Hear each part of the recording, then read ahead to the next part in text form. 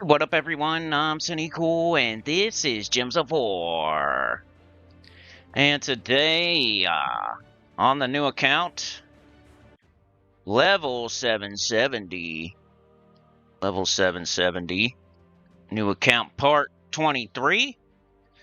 Epic Vault Keys, Guild Wars, new account playthrough, part 23, level 770, Gems of War Beginner Guide 2026. I forgot to change it to 2026 last time, didn't I? Nobody caught that, though. I caught it. This time I was like, it's actually 2026, dude, not 2025. It's now a beginner guide for 2026. So, yeah, last time we finished up with the early game, for real. The late early game, we got all of our quests done. So all of our world quests are done. There's nothing to do here. Remember to click on this, though, like your hero level. You'll get some rewards here. I usually let them add up a little bit before I collect them, so it feels better. But we might have some stuff here. Yeah, especially after that vault event where we got a bunch of levels. So as you level up your hero level, you'll get rewards here, which is pretty good stuff. Look, writs, gems, shards, cursed runes, which now I think we can get to the max Soulforge level, which is nice. I should have put that in the title, but I don't know what's going to happen until I'm streaming, so it's hard to put stuff in the title until like next stream. Next stream I could say Soulforge on max level. But remember to do this. Like, and it's cool if you forgot, because it's always going to be here, and you'll just get a bunch of loot all at the same time. Just don't forget the Paragon's Pass, which is something you could buy in the game. That's not too bad. I forget how much it is. It's 15 bucks. Kind of borderline to me. I feel like you should only buy Death Knight armor and then like stuff that's single digit price. Not 15's quite a bit in my opinion. But yeah, it wouldn't, wouldn't be the first thing I'd buy, but it might be like the last thing I'd buy type stuff.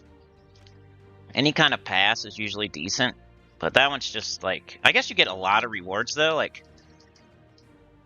might be like the early, look how much stuff you would get though. Like, it's probably worth it because it's kind of like buying Death Knight armor. You get, it affects your account from jump to end instead of just for, like if you do a kingdom pass, it's just for that kingdom. If you do a campaign pass, it's just for that campaign.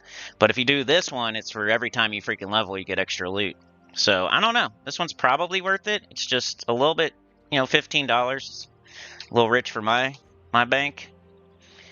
But yeah, it might be one that's worth it. Don't forget to click on that because of your hero level, your keys here. We got these chests. Let's just open them now. Usually nothing too great. Ooh, we got Artema, though. She's okay. You'll use her occasionally. There is decent loot, like, other than the troops. Like, writs and shards and runes and stuff. That's pretty cool. I like that. But yeah, we should be able to go to Soulforge max level now. Which means we can craft everything that's available to be crafted. But yeah, so new account. Last time we got every quest done. That's what I was trying to show, which I probably showed it 3 times now, but we'll stop doing that probably after this stream. But all the world quests are done. All the kingdom quests are done. And all the class quests. So you'll see no quests on any of these kingdoms.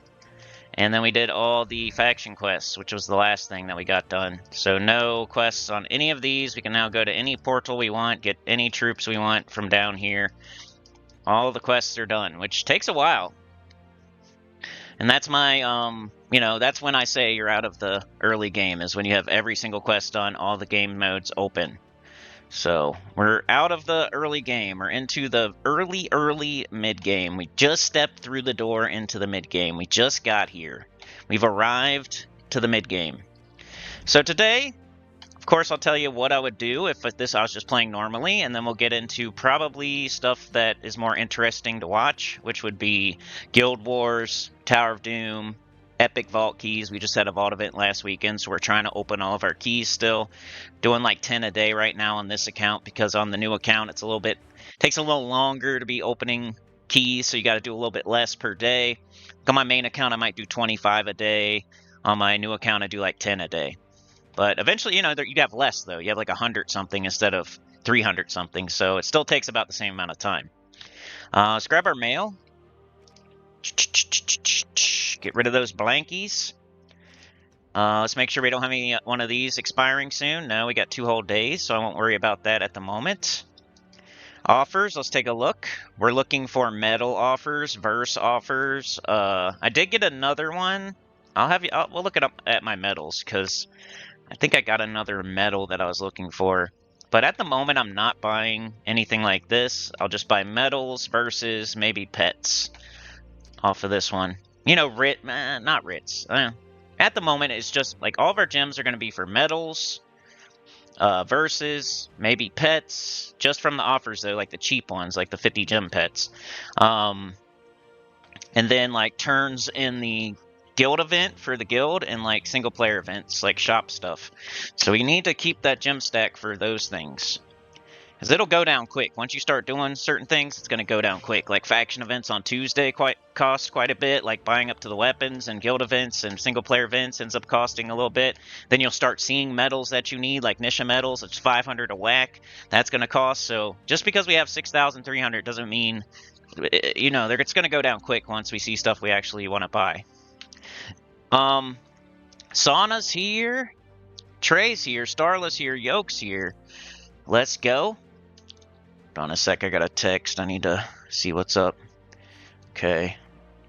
Okay. Alright, I'm good. Luckily on these, we don't have to do the back-end stuff, so you don't see a trial running while I set it up. It should be shareable already, if anybody wants to share it out to some people. Yeah, let's look at my medals real fast, just to see where I'm at. Because I say, hey, you don't need to farm medals. You can just buy the offers and get them from guild stuff. And so far, you know, we got 1 Nisha medal, which I think is pretty good for early mid-game. And we have a badge, a Nisha badge, and a Nisha token. So we need 2 more of these. We need 5 more of these, I think. 5 more of these to get another Nisha medal. Which there's an offer for 3, I think.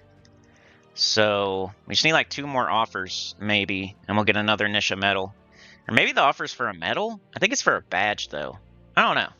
But anyway, if we see another Nisha offer, we'll be really close to having 2 Nisha medals, which is kind of like having 2 Iron Hawks or 2 Cafaroos. A lot of the time you might do 2 Nishas with an Anu, but you do really want 3 Nishas, ultimate goal. We have our medal of... No, we don't. Do we not have our medal of Anu? I swear. Oh, yeah, it's right here. Yeah, I do have the medal of Anu, and you only need 1 of those, so we have that. Let's go to, like, a blank slate. Can we take these off? I wanted to, like... I can't. But anyway, let's see. How many Orpheus do we got? We just got 1 Orpheus. But we got 2 badges. We just need 1 more, and then we'll have another Orpheus medal. I have plenty of guard. That's why you do Rowan early game. First of all, she's easy to get. Second of all, she's easy to boost. Third of all, she hits really hard. Fourth of all, you can get medals of guard super early. Like, we have all of those plus some. Yasmin, we have all the Yasmin we need at the moment. Of course, you always want more and more and more so you can gold elite stuff. But to have your globals is what we're shooting for at the moment. So we have 3 guard, 3 Yasmin. We have almost 2 Orpheus. We have 2 seasons. We have 1 Anu, we have a Nisha, and a Nisha badge. So I feel like we're super close. Like, that's pretty good. We don't need very much more, and we'll have all of our global medals. It's like the Nisha is the only one that's I need quite a bit of. Do you want to go out or what? The dogs can't decide if he wants to be in here or go out.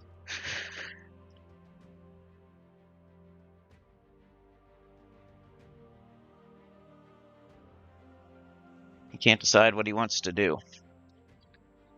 You want to go out of the room or stay in the room? Doesn't know. But that's the medal situation right now, and I think it's fine. It's perfect. It's about where I expected it to be. I did not expect to have 3 Nisha medals by, you know, before I go to the mid game. I think that's something that happens in the mid game, like the mid game, like right in the middle. It's when you'll have all your global medals. The Soulforge, though, getting it to all the way maxed out, which we're going to do right now. It's pretty cool to have done just as we enter the mid-game. Can you believe that? So you never want to hit the button unless it's for Cursed Runes. You don't want to be spending gems on this.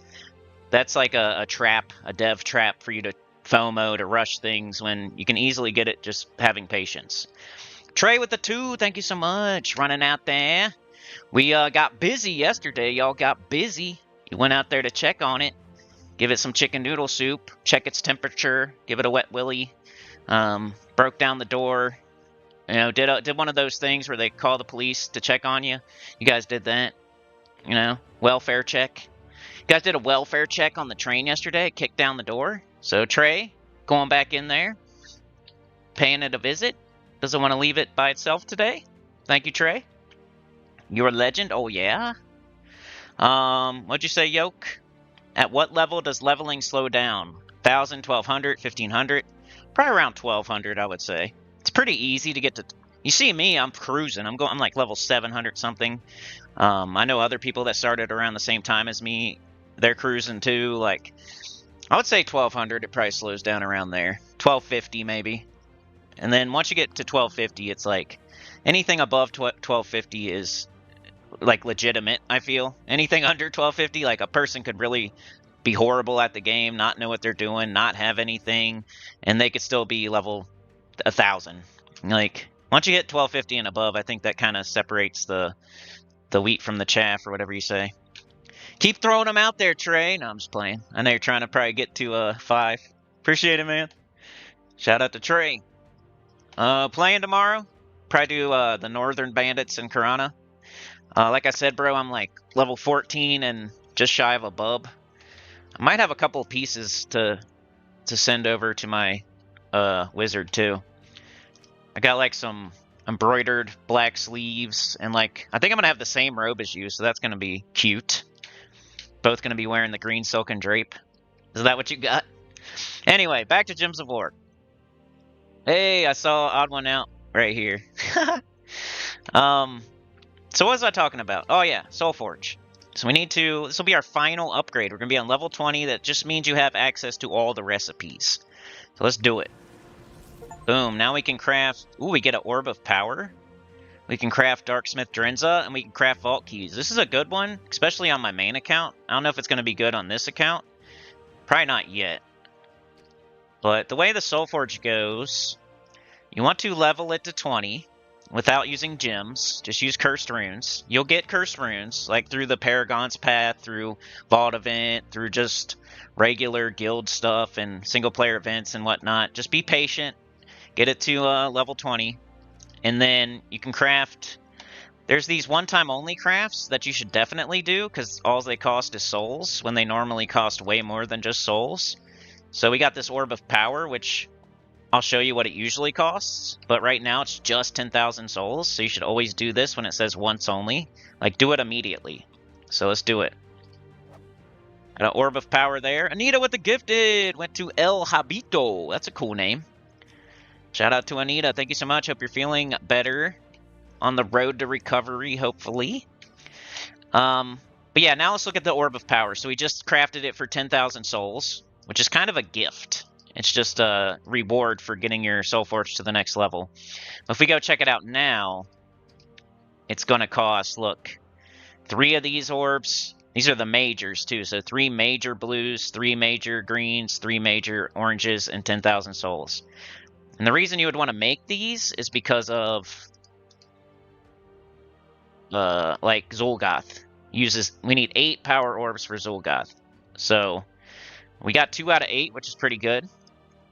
It's a really, it's like a top 10 mythic. It's a top 5 mythic. Same with Maelstrom Dagonath. They're like 1A, 1B as far as boss troops, in my opinion. So it depends what you... It's almost like you probably should do Maelstrom Dagonath first, because Zul'Goth's like... I think they're both just as good as each other, but like Maelstrom Dagonath is slightly safer than Zul'Goth, so if you're a beginner, same way you craft like Stellarix instead of Chrysantherax if you're starting from scratch, I think you would go for Maelstrom Dagonath instead of Zul'Goth if you're starting from scratch, because he's just a little safer. He doesn't throw skulls on the board, he throws potions. He gets like an automatic extra turn, I think, right? So he's probably the one to craft first. But that doesn't mean he's the best. It's close, though. You could say he's the best, and I wouldn't argue. I like Zul'Goth, though, quite a bit. We have Takshaka in the Soulforge, y'all. If you somehow already had Ironhawks, this would be one of my next favorite ones to get. You need 2 or 3 of them, just like Ironhawk.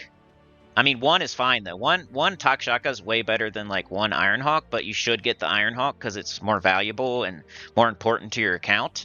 But getting one Takshaka will feel better than getting one Ironhawk because you can actually use it, like with Queen Beatrix or something. I wish I could afford it, but I can't. But I'm still happy I did the Ironhawk the way I did it because that's what you should do.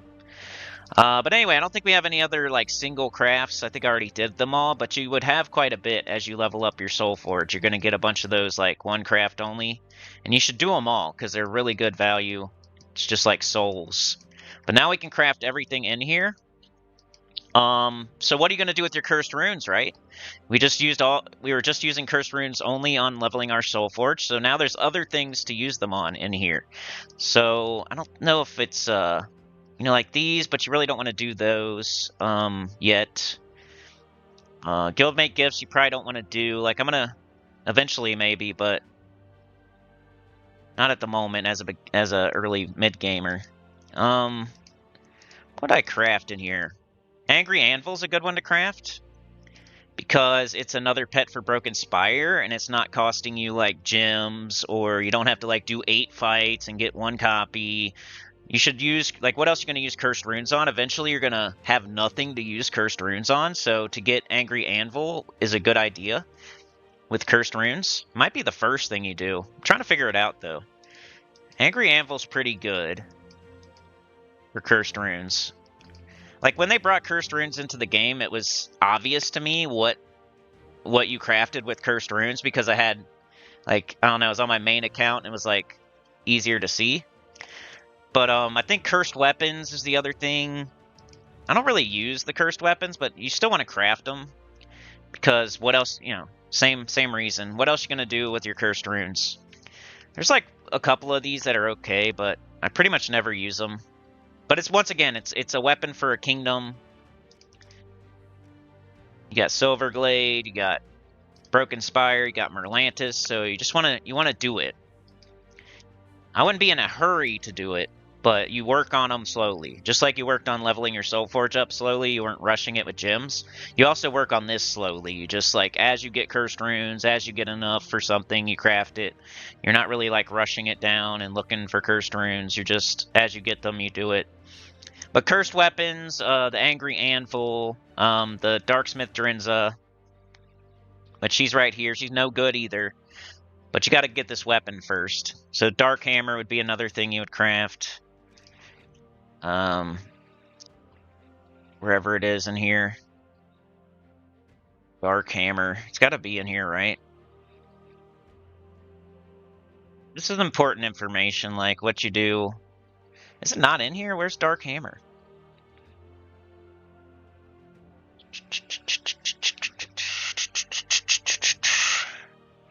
See, I forget how this went.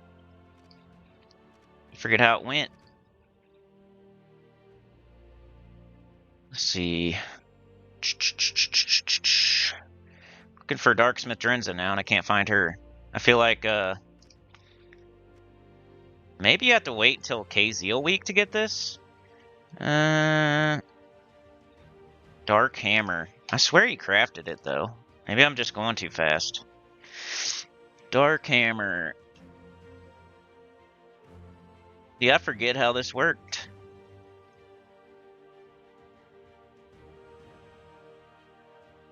Yeah, I don't see it, so I guess you have to wait for a KZeal week to get it. But that's fine, because she's not that good anyway. You craft it whenever it's KZeal week, I guess. So yeah, it looks like to me you would want to do maybe the pet first. So Angry Anvil with your next set of cursed runes.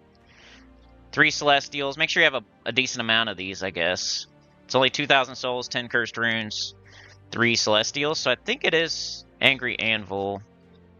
I don't know. Does anybody else remember like how it went with the cursed runes? Like what did we craft first versus like what we crafted last?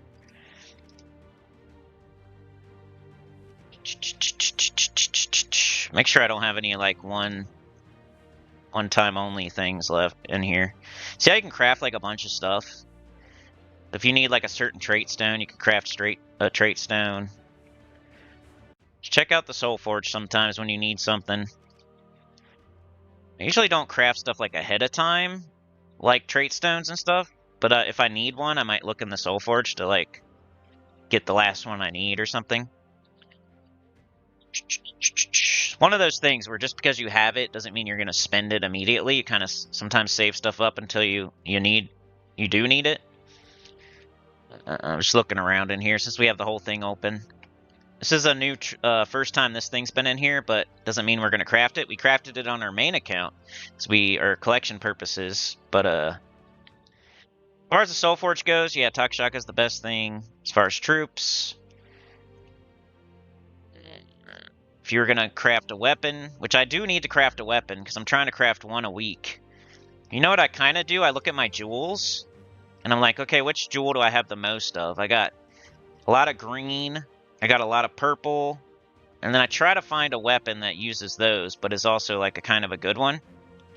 So we want an explodey weapon. An explodey weapon from this kingdom. And the way I'm going to pick which one it is kind of maybe based on the jewel. So we could get this one, Bone Cutter. That uses yellow and green. The yellow, we don't want yellow, because I've used yellow quite a bit. I did Norbert's Turnip. I did something else too. Rope Dart, I think, which are both yellow weapons. So I've been getting yellow weapons pretty heavy, so I kind of want to avoid getting yellow. I might want to avoid red too. So yellow and red, I kind of want to... Oh, maybe even blue. So I really need the weapon to be like green, purple, brown. Alright, this one's another explodey. It's red and yellow. Another one here. This one is blue and green. Blue and green isn't too bad. I might do Tomb Lord's Crook. I think that's the best one anyway. Scarab Blade is blue and brown. Blue and brown. Okay, I think Tomb Lord's Crook's a little better for me there. Bone Shield explodey? No. Alright, so that looks like what I'm going to do. So I've been trying to craft one weapon a week. So I'm going to do Tomb Lord's Crook. It uses the color jewels that I have the most of out of the options. So it uses blue and green. I don't want to be doing yellow. I don't want to be doing red because I got less of those. But green and blue is a little bit better than like yellow or red. So let's do it. How many diamonds do I have though? Yeah, my diamonds are kind of low, but I don't know. I've been trying to do one a week, so I'm going to do it. More explodey weapons, the better. Like, the more mana generation we'll have on certain weeks, certain restrictions, just... I don't know if you should be doing this, like, right now. It's definitely something you want to do eventually. So I might slow down on it or do it here or there at the moment. But I'm trying to do one a week. We'll see how it goes in the future. If I keep doing it next week or the week after. I'm trying to get one good weapon a week from the kingdom. So Anita and Trey out there, checking on the train, giving it CPR. No, I'm playing. Kicking down the door, freeing it, taking it on a walk. All right, let me change this back. All right, so today we are supposed to be doing Guild Wars, Tower of Doom, and Epic Vault Keys. So I think that's the most interesting thing we could do. But let's go over how I would play the game, like I always do. So first, I look at the XP booster every single day. It says complete the 3 battle tasks in the daily plunder menu, earn glory from any battle except training, match red gems in any battle. So this one's just going to happen. You don't have to worry about it. This one you have to do the adventure board. And this one you pretty much have to go do PvP. So you'd have to do maybe 5 to 7 fights. So I just go to unrestricted. I do like a Beatrix or a Rowan team, and I just do as many fights as it takes to get 20 glory. So that's what I would do here. I'd do that immediately. I'd probably go to PvP first, just knock it out real quick, do 5 to 7 fights in unrestricted with Rowan or Queen Beatrix, and then that would be done, and then I would go do the adventure board next. So it would look like just here, Central Spire, which is unrestricted. See how it says weekly region restriction, none. So that's what I mean by unrestricted. So Central Spire is probably a better way to say it. Quick battle. And just pick the lowest fight and use whatever team. you're using. Level the class while you're doing it.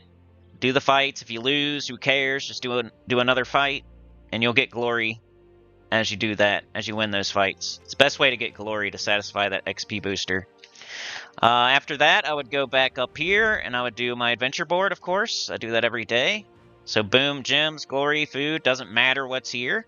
I don't care. I'm doing it no matter what right now on this account. Double class experience. We need pretty much every resource anyway. Build a habit, do it every day. Then I do dungeon. So let's go ahead and reveal these. See what we got. I do the same rooms every day. I do this one, and this one on my new account. And I do this one, and this one on my main account. Ooh, cool, we got a fight. I think I'll fight it. Why not? I think dungeon's exciting enough to see if we get a perfect. Sinny, Booty, and Crew, I saw that odd one out. Popped up on my screen while I was streaming here. You stream sniper, you? You stream sniper? It's just the whole point of having Queen Beatrix. Well, not the whole point, but the point of getting her early is to do this. Dungeon. Dungeon gives you diamonds, jewels, dragonite. Gives you double class experience. Good place to be. Early in your day. And try to keep crawling down the dungeon. The Soul Forge, we got to 20 already. We're at max in the Soul Forge. But in the dungeon, we're only on level 8. So we're not at max yet here. Just for reference. Ah, we got a trap. And another trap. Cool. Ah, we got that, though. It's a buff. Alright, I guess I'll finish it off. It's only 2 fights.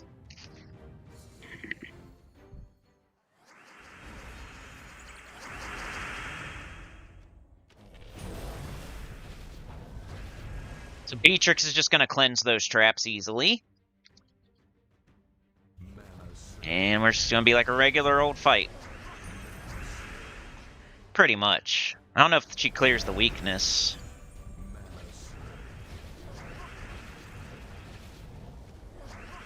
It might take us a few more shots, but... Come on, Beatrix. Get her done. So close. There we go. You know, see, we're getting it's a Garnet Day. Tomorrow's Diamond Day, so never miss Sunday. If you gotta miss a day, make sure it's not a Sunday on the dungeon. Diamond Day, you get lots of diamonds. We close the gap on Ironhawk with the Sunday. But you see, I don't buy the offers on regular days. I buy the offer on Sunday, though. Like, when I say buy, I just want to make it 100% sure you know I mean gems. I'm not talking about money. Whenever I say buy, like somebody else might say buy and they mean money. Whenever I say buy anywhere on this channel, it means with gems, not money. But, I mean, not always. I guess I did talk about the Paragon's Path. But usually if I'm just, like, offhandedly saying, hey, I'm going to buy the offer, it usually means gems, not money. I was listening back to a stream, and I was like, what if somebody thinks I mean money there? Like, I mean gems. Oh, boy! Well, that's great. We should probably just retreat. Dang, they wrecked my face. Should we try? We don't even have barrier. Ah. Oh, well, there's no big deal. Let's try again. Should we make any changes? I think we just need to loop better. No big deal. I need to pay more attention this time. The first 2 were so easy that they caught me off guard there. I haven't done my Guild Wars fights yet today on my main account, or else I'll probably put out a video. So watch out for that. We'll see, though. If I go like 3 and 2, I might not. I'll be too salty. And we really need to keep it on our turn here, so they don't do that again.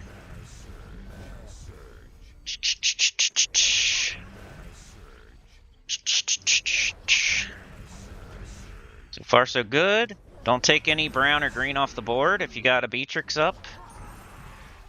she's just going to put more brown and green on the board and loop. There we go. Got it done on our second try. That's fine. Done with the dungeon. I mean, if I was low on these jewels, I might buy it.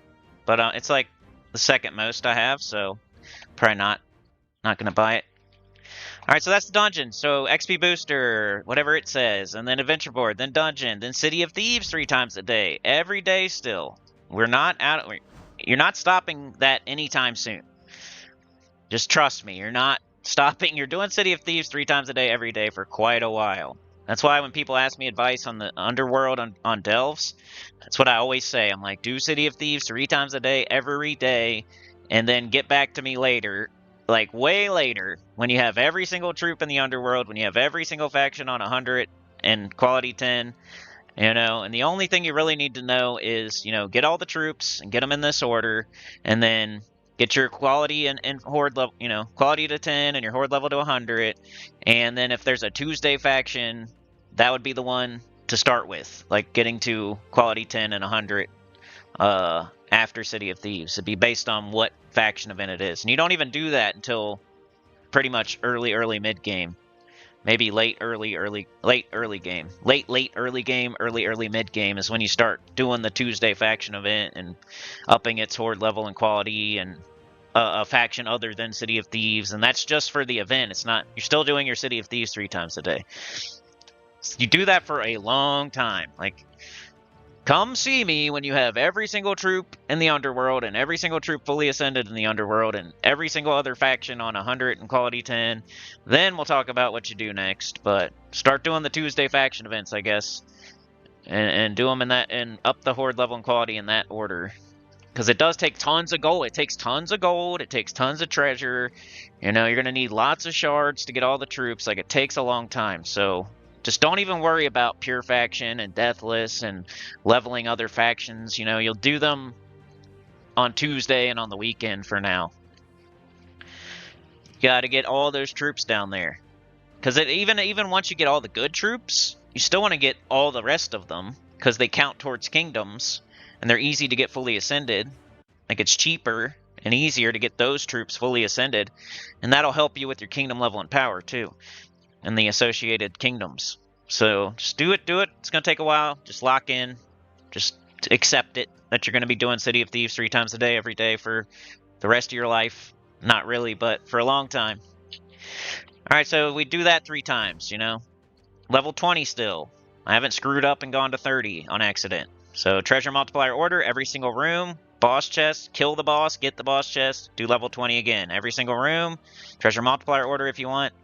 Kill the boss, get the boss chest, do it again. Every day, 3 times a day. And then you take your shards, and you go get troops. Which right now, I got all the good troops, so I'm starting to try to get, like, Queen Beatrix fully ascended. So we're doing the Deep Hive, and we're trying to get more copies of Beatrix, so we can fully ascend her. And this is going to take a while, too. Like, even if you had every troop down here, you still need to fully ascend, which means you need multiple copies. We might want to check on her, because I don't know how many I need. Let's go to this. Find her faster. Ooh, I might have it. But you want to have an extra copy, too.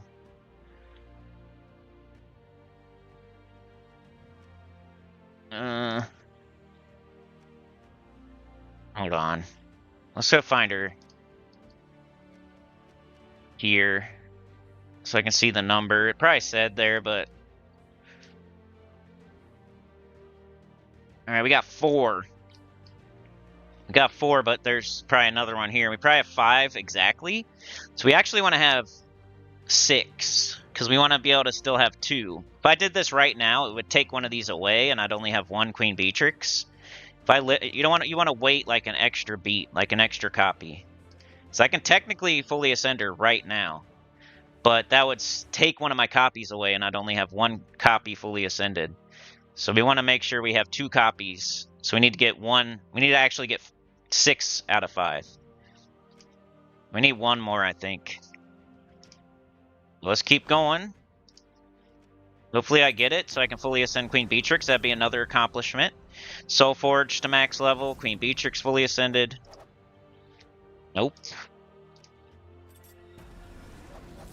There she is. Nice.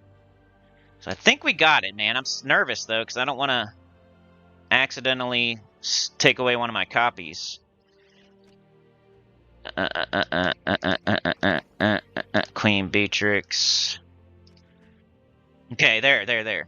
I think that's right, because the 5 will turn into 1, and then they'll have an extra one. So let's do it.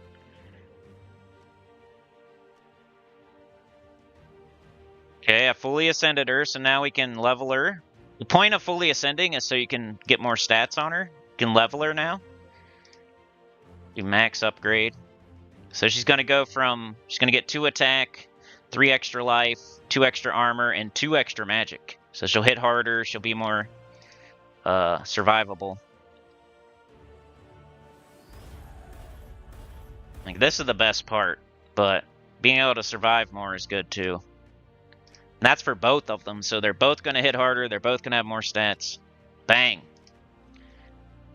But she's level 20 now, max level. Which is what that means. That's why you do that.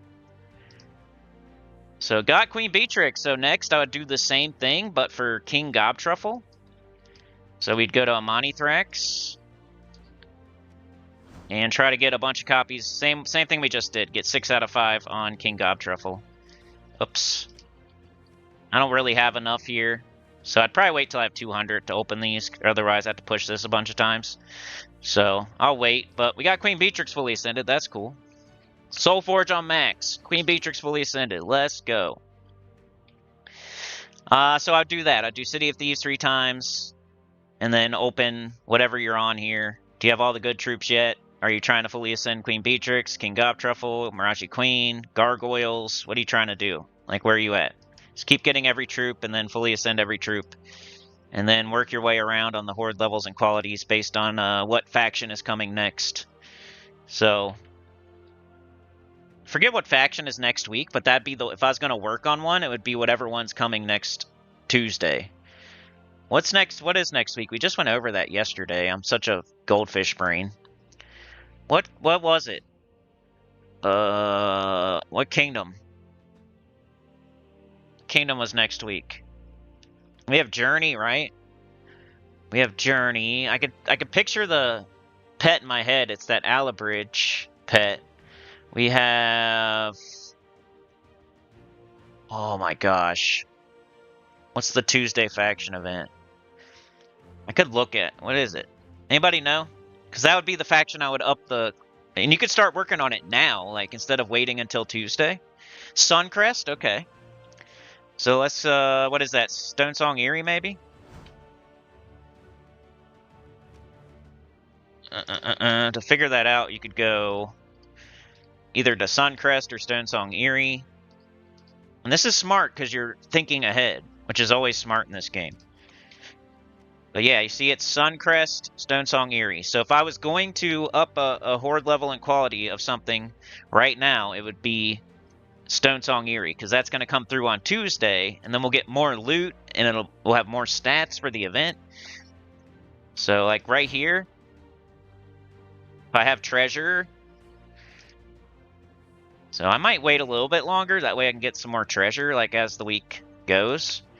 Like I kind of want some sacred treasure before I start doing this. But yeah, I got my eye on Stonesong Eerie because it's coming next Tuesday. So that's the one I would do horde level and quality on. Get this to 10, get this to 111, and then we'll be ready for Tuesday. Then there's another one on the weekend. So if you have, you know, that's a lot of gold, a lot of treasure, a lot of City of Thieves. So you're probably not even ready. Hopefully you've been doing it every day. Because we got Suncrest, we got Stonesong Eerie Tuesday, and then we have a faction expansion on the weekend. So there's another one on the weekend. So it's lots of gold, lots of gems coming next week that we're going to have to spend. So we're not going to try not to spend any of it right now, for real. All right, so I do City of Thieves. And then my guild event, because that's all that's going on, really. So Tower of Doom, and that's something I want to do today. So we will do that, but I want to kind of do it. I want to do Guild Wars first. I don't know. I guess we could do this first. Let's do a little bit of this. It's getting way harder for me, though. I'm on floor 16. I'm only like level 700 something. Like my troops aren't as good. Like, so it's getting tough. So I have been having to like triple and double up on sigils, but nobody expects somebody that's level 700 to go to floor 25 or 26 easily anyway. So I'm almost at my max. Like I might be able to make it to like floor 20, but I'm just gonna do what I can do and just keep going for as long as I can. Whether if I have to use 4 sigils a fight, I'll use 4 sigils a fight just to get some more points. Hold on a sec, guys. I gotta... 1 sec. I'll be right back.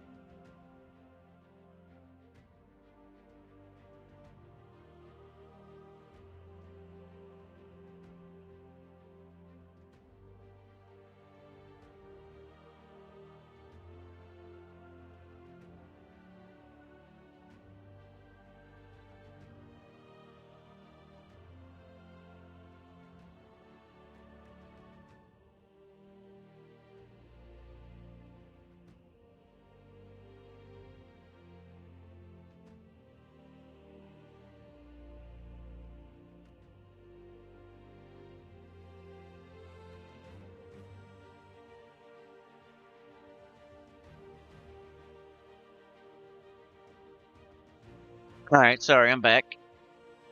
Sea of Sorrows, the weekend one. So yeah, I would do... Of course, Stonesong Erie's coming sooner, so I would do that first. And then, if I was able to, I'd also do Sea of Sorrow probably after Tuesday, like starting on Wednesday. I would do that. But it's going to be different for everybody because you don't start at the same time. So you might not be able to do your Tuesday faction event until next week or the week after. You might have started a month ago. Like, so everybody's going to be different on what faction they do, 2nd, 3rd, 4th, 5th, horde level and quality. But the troops you get are pretty much the same. You know, you always get Miraji Queen first, and then Beatrix, and then Gobtruffle, and then... But the horde levels and qualities are probably different for everybody. Alright, yeah, we might as well do Tower of Doom. It's part of what we're doing today, so... That's what I would do next. I'd do Tower of Doom, and then Guild Wars, and then Vault Keys. So we're just skipping to the end, because you guys have already seen Dungeon, Adventure Board, City of Thieves. You guys have already seen all that stuff like a million times, so just, it's implied. But let's look at our scouting. Somewhere in here. What floor was I on? Floor 16. So, you know, we'll do... I can't really do a lot here because it's Saturday and I'm low level and it's tough. But I'm going to do what I can. We'll try to at least complete a whole floor, maybe 2. Why'd I get out of there? Okay, floor 16. 16 is 5 Fireball, unlock 2. 5 fire, 2 unlock, 5 Fireballs. We'll do 2 for sure. And I can't do 1 sigil. 1 sigil, I'll die, and I'll lose a sigil, so there's no point. You know, it might sound selfish to use more than 1 sigil, like, if you're a different guildmate, maybe, you'll be like, oh, why is he using 4 sigils per fight and doing less fights? Well, if I use 1, I'm going to die and not get any points. So I'm just doing what I can do here. So at the moment, I think I'm on, like, at least this. Like, I try to do the least I can, but, like, 1 isn't cutting it. 2 is barely cutting it, so I gotta use like 3 sigils a fight at the moment. So I'm gonna do a legendary battle, get all allies gain plus 100% to all skills. Still doing this team. I don't have access to like too many like awesome troops yet, like for restrictions. So we're gonna have to use 3 sigils a fight. Just is what it is.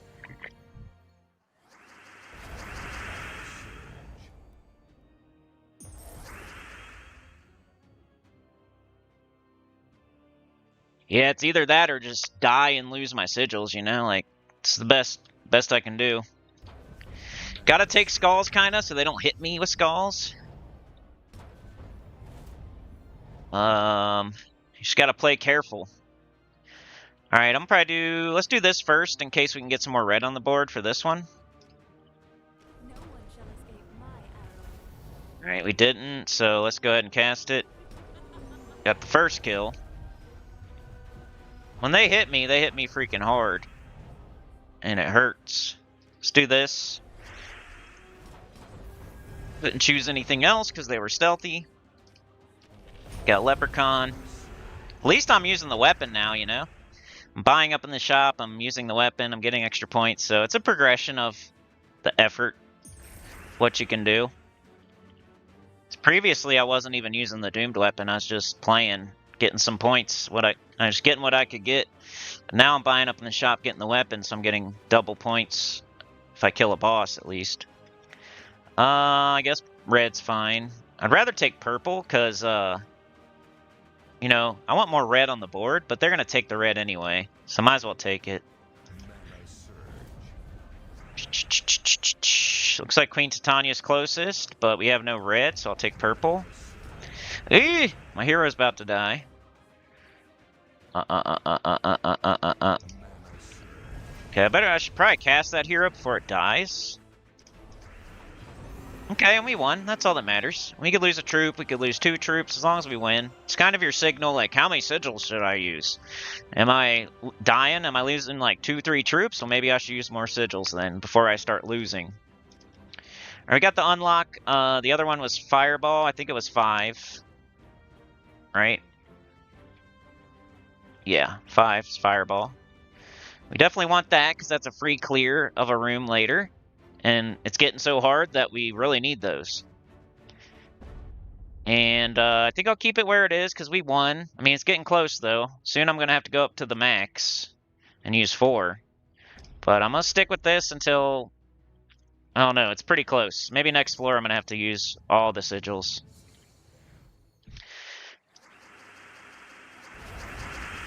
Alright, we got Atlanta. Let's go for it. 57 damage. You know how many times I'd have to cast that? Sheesh! Like 8 times. Let's get these skulls. I might even lose this fight. I need to be careful. Alright, Leprechaun. So that would just be a waste of... You know how many sigils that would waste too? Like, imagine you use like 3 sigils for a fight and then you lose. You lose all those sigils. That's why you're not supposed to like go in every room too. You're supposed to just go in certain rooms. Because you don't want to risk... You don't want to... Even if you win, if you go in the wrong room and you win, you still wasted a sigil. If you go in the wrong room and you lose, you really wasted a sigil. Because even if you go in the right room and lose, you kind of wasted sigils. So going in the wrong room and losing is like really annoying and dumb. Alright, let's do Titania, I guess. Hit everybody. I need to kill this thing, keeps casting on me. Alright, let's shoot at it. Ouchie. We don't need blue, but we'll just take it off the board, I guess. Ooh, got an extra turn. Nice. Let's take these skulls. Alright. Almost got that siren out of here. Whittling them down. Need some yellow, maybe? Nope. I guess purple? Their weapon. Alright, let's hit that siren. Well, she's only got 24. I should probably hit something else. Or maybe I'll take purple since this is filled. I just don't want it to die. Yeah, it's only got 105. And this hits for 107. So I should probably cast it. Start working on her. Yep, we would have... Take the skulls. Let's take giant red. Cast this. Almost got her now. What do we need? Yellow would be great. And then green. Yellow or green? Come on. Of course not. We have nothing. We have nothing. Ooh, we got yellow, though. We got this. This. Skull's there. Blue. Let's do the skulls, kill her. Skulls. Atlanta, I mean, she's gonna hit this one pretty hard. She's not gonna hit this, but that's fine. And green's pretty good, because Leprechaun's got some mana. I guess we're red and purple, or green.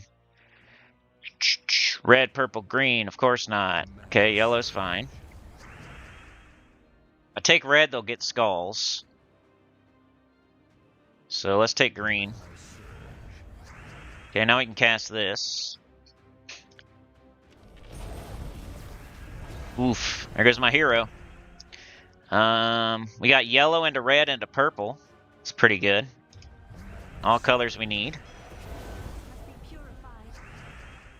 Alright, we better take some... Well, it's going to be a trade. They're going to hit me, then I'm going to hit them. So I'm going to cast Atlanta. Maybe we'll get some more red on the board before I cast Queen Titania.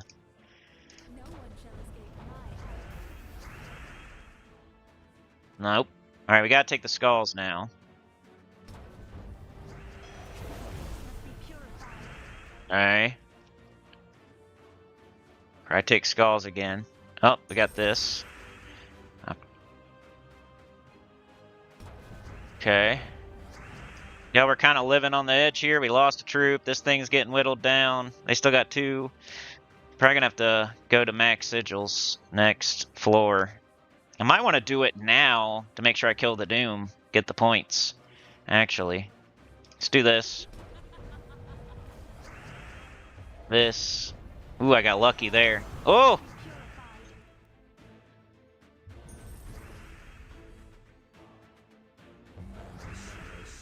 It's a close one. It's a close one. Oh, what are you talking about? You knocked her magic down to 0. Woo! Just the ladies are left. The ladies surviving. Yeah, Shagara's pretty good. You're right. I might want to do that. Maybe I should change my team. You're right about that. Sometimes I get too lazy. I'm like already using this team and. All right, we got 2 fireball scrolls. We can definitely at least clear a whole nother floor. Let's secure this boss. So I'm gonna go all in here. It's the rest of my sigils too. So, but I need these points. Let's get this boss. Let's get these points. Let's make sure, because we could definitely lose this fight if we don't do this. Ooh, we got Vow Raven. Leprechaun. Ouch. Ouch already. Let's take the skulls, I guess. Take the skull. Oh, well, we gotta do this. Ooh, free skulls.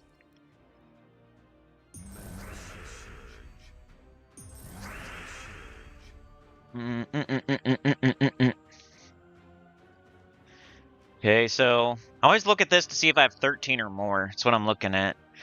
If I don't, I kind of wait just to see if it can maybe happen next turn or the turn after. Still on 9. Let's do our hero.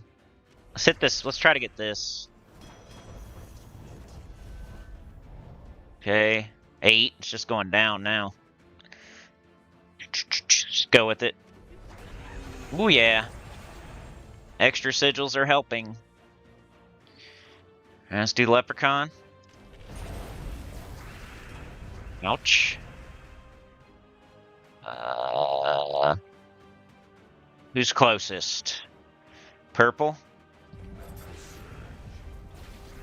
Extra turn. Skulls. Do that. Well, maybe. It like blocks on purple so bad, it's like sometimes I want to leave it charged for a sec. Leprechaun's close. Ooh, nice. I was hoping for that. And yeah, let's do it, I guess. What's it do to the Doom? Does it do anything extra to the Doom? Break their armor? Ooh, it does true damage with the Doom.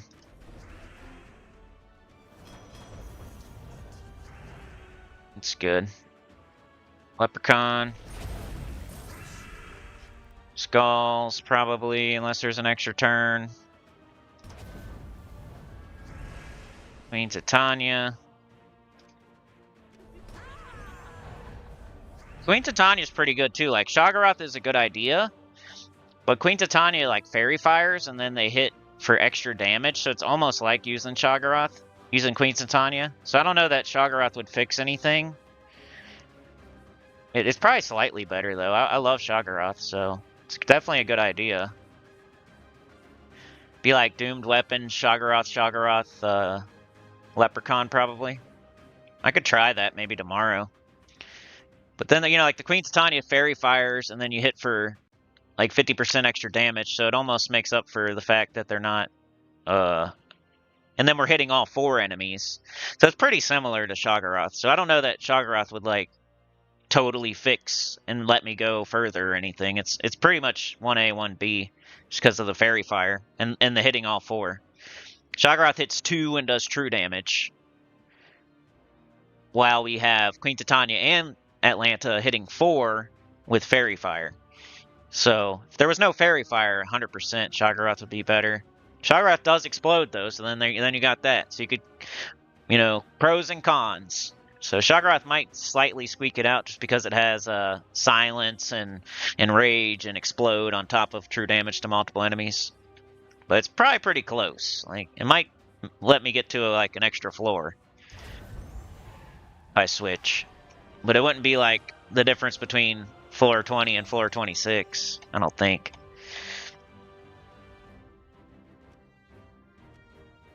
If I was using double Atlanta, then yeah, double Shoggoth for sure. If I didn't have Queen Titania, Shoggoth is an underworld legendary, so it's more accessible. So it's a good idea. All right, floor 17. I don't know if we're gonna be able to. Okay, 2, and then the boss. So it might be time to use a fireball scroll, because I only get 4 more sigils, and that could just all go to one fight tomorrow. So it might be time to use a fireball scroll. So we'll do 17. But then are we going to have enough sigils to kill the boss? We only got 2. Tomorrow we would. So I'll probably save this for tomorrow. But let's use a fireball scroll just to show how you do it. So you click on the room you want. Double check so you're not... We're on floor 17. 17 is 2. We go to 2. We click this. And that uses a fireball scroll. And now you don't have to fight the room. You just get the unlock.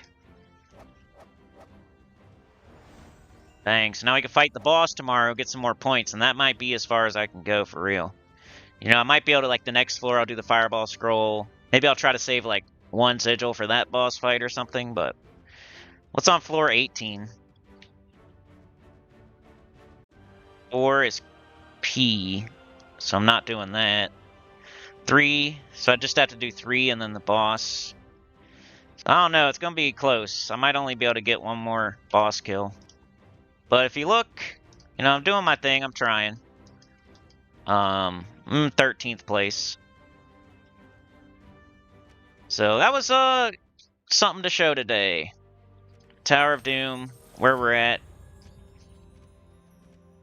what we're doing, why we're doing it. Next up is Guild Wars. We got Guild Wars. Your guild has defeated yesterday's opponent. Collect your daily rewards from rewards menu. I want to say again, I wish more people would set defends, like in both guilds. Like it's a epidemic through the whole game. It's not any specific guild or any specific person or anything like that. Like everybody needs to be setting defends. Like, come on. If you're out there and you didn't set a defend this week, just do better next time. Come on.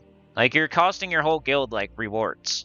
It's not even about, like, It's not even about you winning on defense or you having a defend team or, you know, your defend team could lose every single time. And it's way better to just set one than to not set one. Like, you could set the poopiest, dumbest defend team and the stupidest location. And that's 100% better than not setting a team at all. Like, don't, maybe some people are like shy or something, like they don't want to set one because they don't have good troops or they don't know what to do or something like that.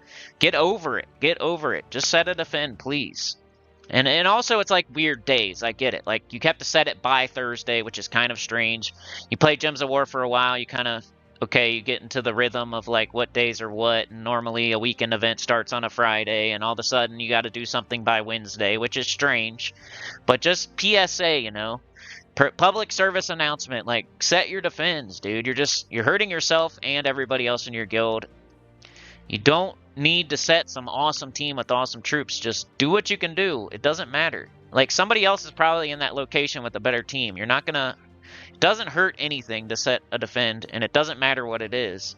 If you weren't setting one last Guild Wars and you set one this one, it's 100 times better. It doesn't even matter what you set. It could be Peasant and Luther and something stupid. Like, who cares? Just set one. You know what you're costing? It's the rewards here. This morale bonus. We got less here because we only have 62%. If more people would set a defend, we would have more loot here for everybody in the guild. Especially since we're winning every day. Like, if you're gonna face like dead guilds, like AI guilds and stuff, you might as well get the max morale bonus at least. You know what I mean? Like, come on. And this is for every guild. It's not even just specifically this guild or anything like that. My other guild, too many people didn't set a defend. Like, a guild, you know, everybody's guild, I'm sure, there's people not setting defends, and they really need to. They really, you need everybody to set a defend. So you can have plus 300% here.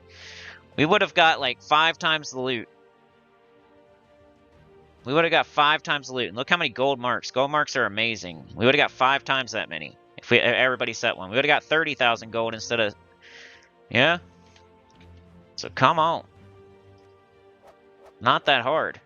It's kind of like participating in the guild event. Just use extra sigils. Just do what you can do. You don't even have to level your troops. You don't even have to trait your troops. Just pick random troops and fight with your hero and use extra sigils. Like, get a couple of points. It's not that hard. There's no excuse. Some people are so selfish, it's crazy. That or they're like weirdly, who knows what. I don't know what. Maybe, I don't get it. I've set a defense every single time. I'm on this new account with no troops. You know, when I first started, the first Guild Wars, I set a defend. The second one, I set a defend. The third one, I set a defend. And I don't have, like, awesome troops on my new account. And I am me, and I know how to set... I can do the best with what I got, but who cares? Like, nobody's gonna care what your defense is or where you set it or anything like that. Just try to remember. Maybe you forgot. Maybe Monday, Tuesday, Wednesday, you're like, oh, that's weird, I forgot. But you know how many Guild Wars we've had now? This is like the 10th one. So start remembering. It's kind of ridiculous at this point that we've had 10 Guild Wars and you're still forgetting to set a defend. Alright, let's look at everything here.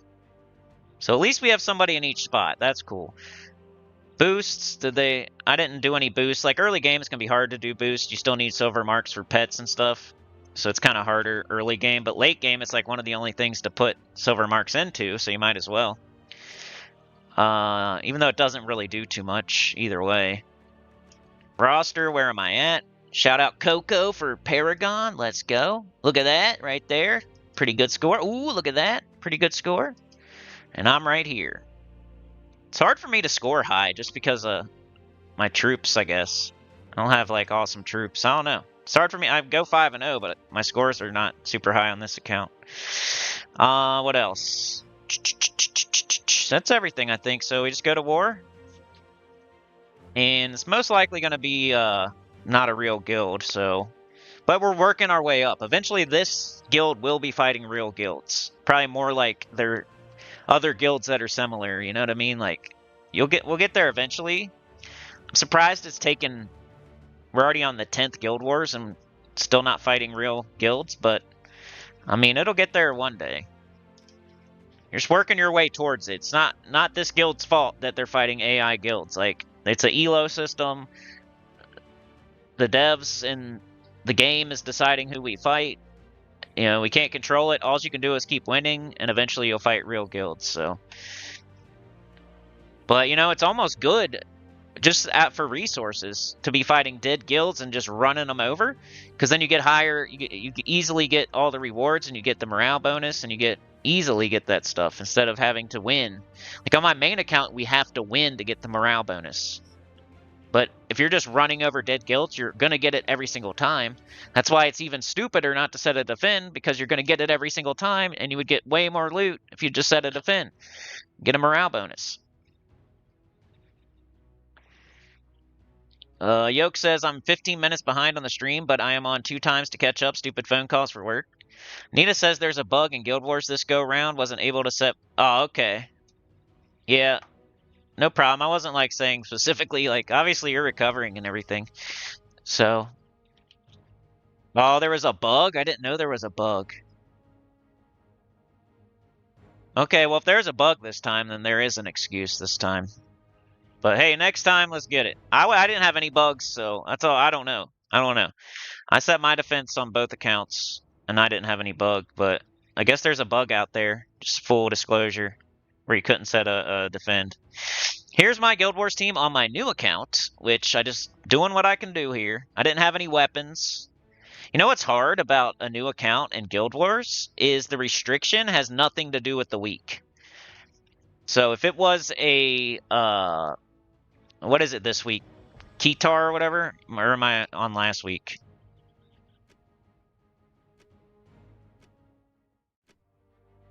Keytar. So if it was a Keytar Guild Wars restriction, then I could go to the Soul Forge, get a weapon, and use it for Guild Wars. But since it's not a Keytar Guild Wars restriction, it's a Wild Plains Guild Wars restriction. We haven't had a Wild Plains week, I don't think, any time recently, so I don't have any Wild Plains weapons. So that's kind of one of the problems. So I can't just go get a Wild Plains weapon. I have to use what I already have, which is barely anything. So I'm starting with a crappy team because I have a crappy weapon. So I'm having to use that Bull's Edge just because it was the best of the options. If you look at my weapons, this is all I got, and they all kind of suck.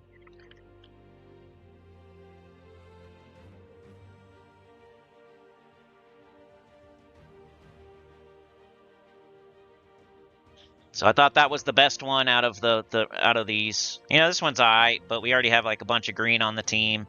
I wanted a different color. So out of the red weapons, I thought this was the best. And then King Minos. He's decent. He does heavy splash. 50% start for Taurus. And I do have him fully traded. Sunweaver's a Taurus, so it's going to get a 50% start. It's a mana generator for us, and we can give attack to our first slot and do good skull damage.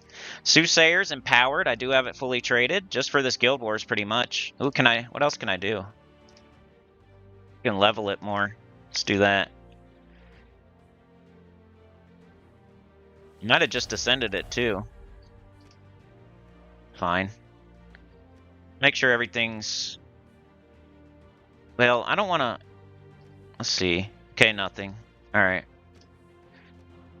King Minos, does he have any? No.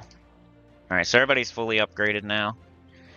Get the weapon fully tempered, I think. Which enrages itself, which is pretty cool. So it's going to get enraged, and we're going to be giving it attack. And it gains attack if it's wounded. Which I'm not saying that's a good weapon, but it was the best of what I had. And if you look at my restriction here, oops, troops, like I didn't have like Lord of Slaughter, I don't have Queen Moonclaw, I think I have Savage Hunter, but he isn't traded, and I don't know, I didn't have like a skull, anything to go with him, so I didn't want to do a Savage Hunter with no skulls, so I had to go with this. But it's working so far. What up, Simba? That's crazy. There must be a bug right now, huh? So, another PSA. There's a bug right now where you can't set defense. Let's see. I could try for this red extra turn by matching this blue. Or I could just cast this. There's a pretty good spot to cast it. I'll get red. So I think I'm just going to cast it. Well, yeah, still. Okay. Let's go like right here. That way we take this out. And then we'll get this red. Ooh, which was an extra turn. Alright, we definitely take skulls because we don't have like a lot of damage otherwise. So keep taking skulls. That'll give them a brown extra turn though. And they're entangled. So I think I'm going to let them have that one. Let's go ahead and just boost them. Nah, you want to wait till you need mana to do this guy. And you want to cast this guy on your first slot. So we got to wait. So let's just cast this. Let's not kill him because I want them to take skulls with entangle. No, they didn't take it. They just screwed up the skulls. Well, that's at least, anyway, still there. So let's do this now. We got 85 attack, and he's enraged. And he got mana off of that. Okay, I think they took the skulls and they didn't do anything because they're entangled, so they have 0 attack, right? It's right here, 0 attack, because they're entangled. Blue and brown's pretty good. Need both those colors. And we got this again. We got this. We're frozen, though. So remember, like, you can't get extra turns. If you're frozen, you can't get extra turns on the color of the troop that's frozen. So we can't get extra turns on green or red. And we can't get extra turns on skull hits. And if this guy had an extra turn, we couldn't get extra turns. So no extra turns on this guy. So skull hits, if he had an extra turn on his weapon or a spell, and then green and red. So if this was frozen, we couldn't get extra turns on yellow or blue. If this was frozen, we couldn't get extra turns on blue or green, etc. So right now we can't get extra turns on red, green, or skulls. So, but, you know, they don't even use red, so it wouldn't matter. Normally you might want to like take it this way and get a mana surge instead of taking it this way. Because you can't get a mana surge on a 4 match, but you can on a 3.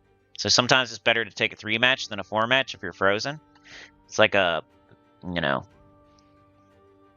high level strat. But let's see, we could take red and get purple too. We don't use purple though. Any other better options? Let's just do this guy maybe. I'm taking way too long here. Like, these are not hard fights, so I'm just gonna go. Let's screw up the extra turn. Got skull hit. Nice. Skull hit's probably our best damage on this team, especially after casting on him with this a couple of times. Blue and purple. Let's just do this. Right in the middle, because it's splash damage. Skulls are great. We got this, and they're dead. And I'll go for a set. So I'll try to kill the, go to the locations with the lowest number. So on our next one, let's look ahead. You gotta look ahead a little bit. I think Sana said to go down the middle. Take the middle road for a set if you can. Okay. I'll go here since it's on 6 instead of 8. Slower. I'm not even going to scout because I'm pretty sure they're all AI. Like Sana said, they're all AI teams. I don't want to waste the gold if I already know. We got this. So might as well. You can look around a little bit to see if you can like get a little bit of extra mana by doing a certain purple. But if you can't, just go like kind of go in the middle.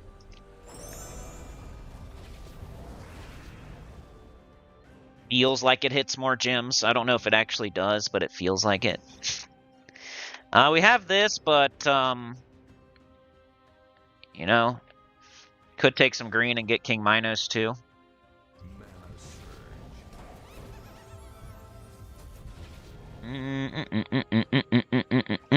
Alright, let's start casting some stuff.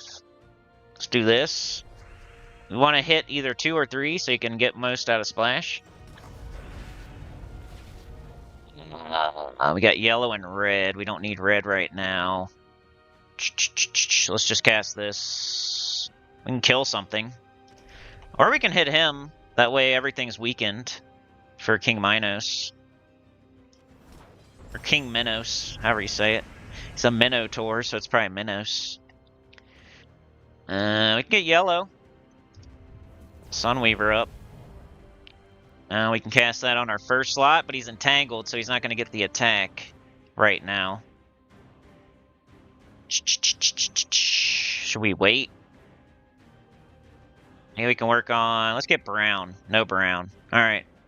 Let's just get some mana right now. Let's just get some mana. Let's try to get, like, blue.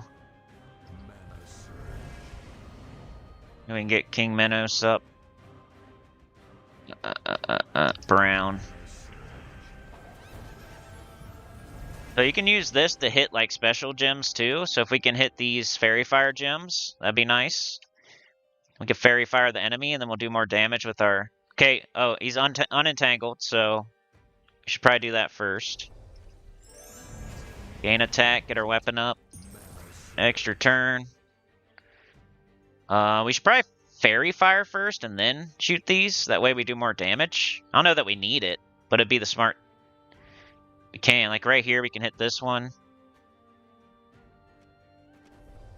I don't know that we really needed to do that, but just to show the strat. Let's go with this first. Boom. And finish them off. Bang. 2 fights down. There's a truck. I don't know if they're knocking on my door. Hold on a sec.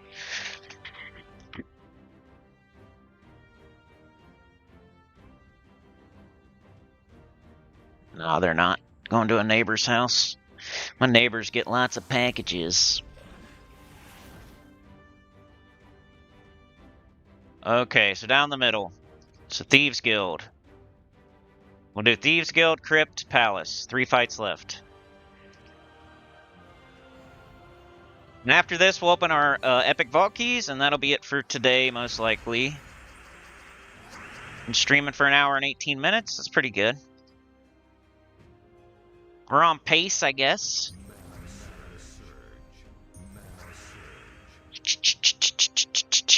Let's just go. Come on, bruh. I'll be taking too long. I'll be playing this like my main account. Nice, big yellow. Okay, let's do this first. Just because it kind of weakens them. And then we can do this. 43. So I'm gonna hit whoever has the most. Then we can do this on our hero. Get more attack. Cause look. Bang. Even though we probably didn't need all that. We can do this one and get yellow too. You see that? It's gonna do a row and a column. We're gonna get this yellow. Goes to Sunweaver. Skulls.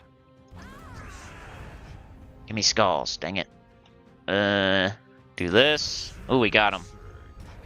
Oh, it dodged or something. Got a 20% chance to dodge. It's funny when it happens because 20%. Can't dodge that one, buddy.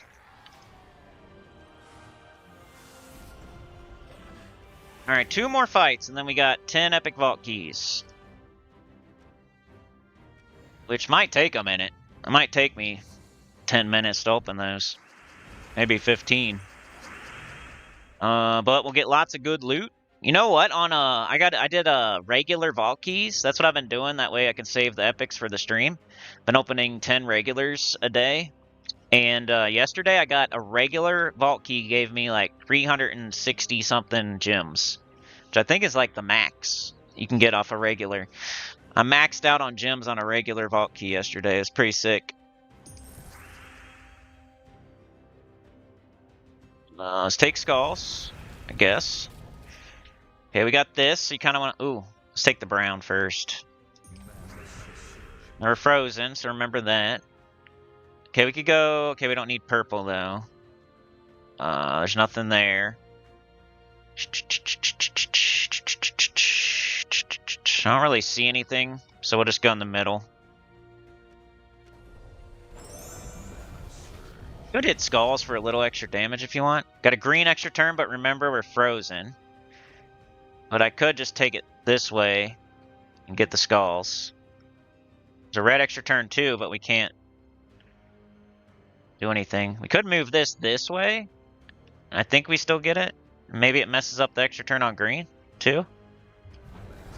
Yeah. We got a blue.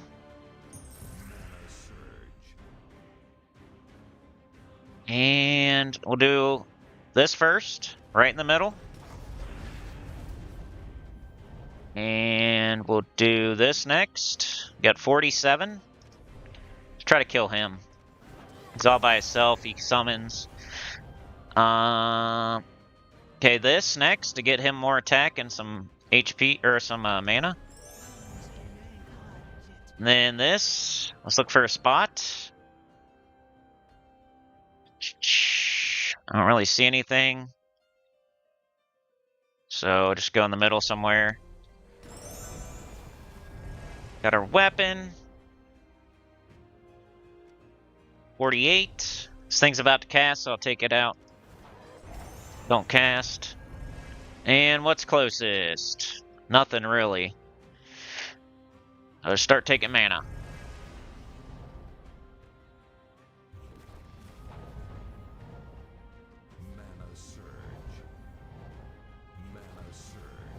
There we go.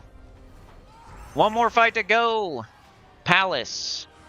Yeah, in epics it's 900. Because it's 3 times. An epic vault key is 3 times. I guess you could technically get more than 900. Like, so if I got 360, but you'd have to get every gnome would have to give you gems. So I wonder what I wonder what the super max drop is. 900 is the max from like Cedric. And then if the other 3 gave you gems too, and I think they give you like 12 each. I guess you could get 11 or 1,000. I think if you got super lucky, you could get like 1,000 gems off of one epic. Not 100% on that. It's somewhere between 900 and 1,000 though. I'm 100% on that. Like 900's the biggest drop. That's correct. But that's off of that's off of Cedric in an epic. If the other 3 gnomes happen to roll gems too, which I don't even know if they can because they're different gnomes. You got like a demon gnome and like the reason you can get gems from the regular vault key is like their treasure gnome. It's treasure gnome, Cedric, treasure gnome or something. So the treasure gnomes actually could give you gems. I don't know if a demon gnome can give you gems, and there's like different gnomes on so it might be 900 is the max. Which is 3 times, like the max on Cedric on the regular vault key is 300. I just got extra from every other gnome rolled it too, which was like 12 gems each. So I got like 336 or 360 or something like that.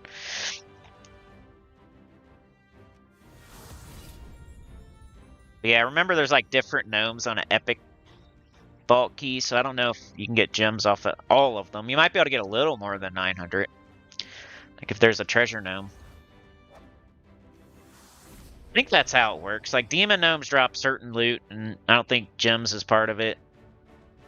But treasure gnomes, part of their loot is like gold or souls or gems or. All right, palace time. Last fight.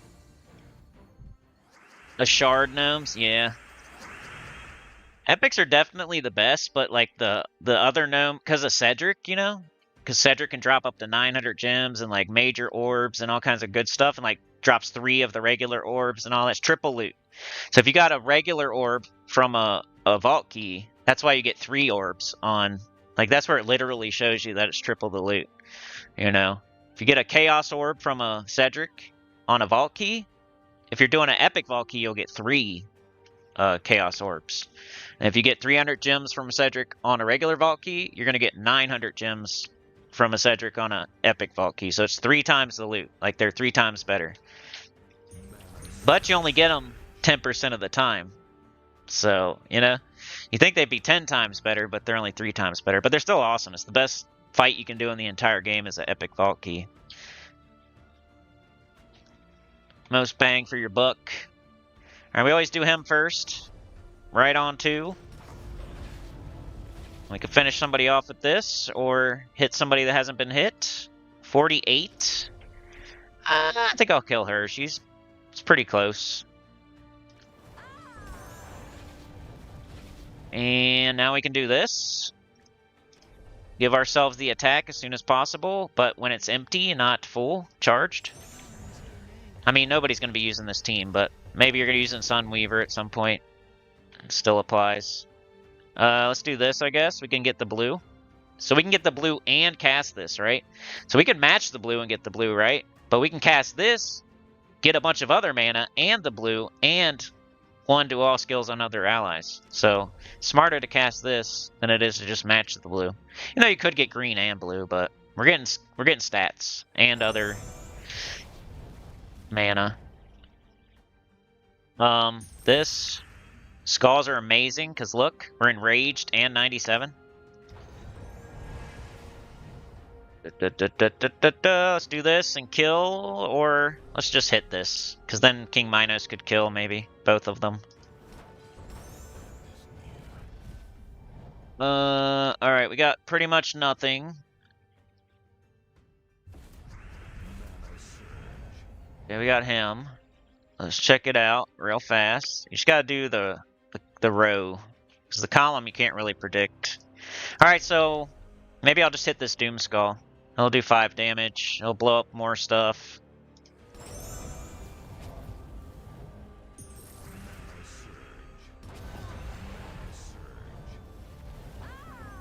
Undefeated on the new account, I think.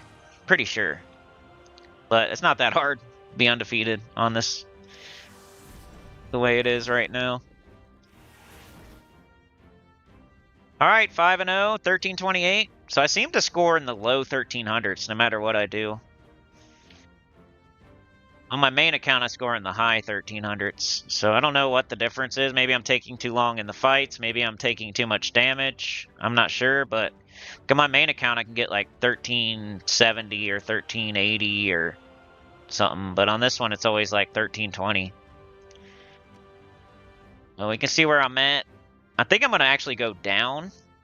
My team must be worse than it was last week. See, I'm 15-0, but I only have 3980. So this person's got more.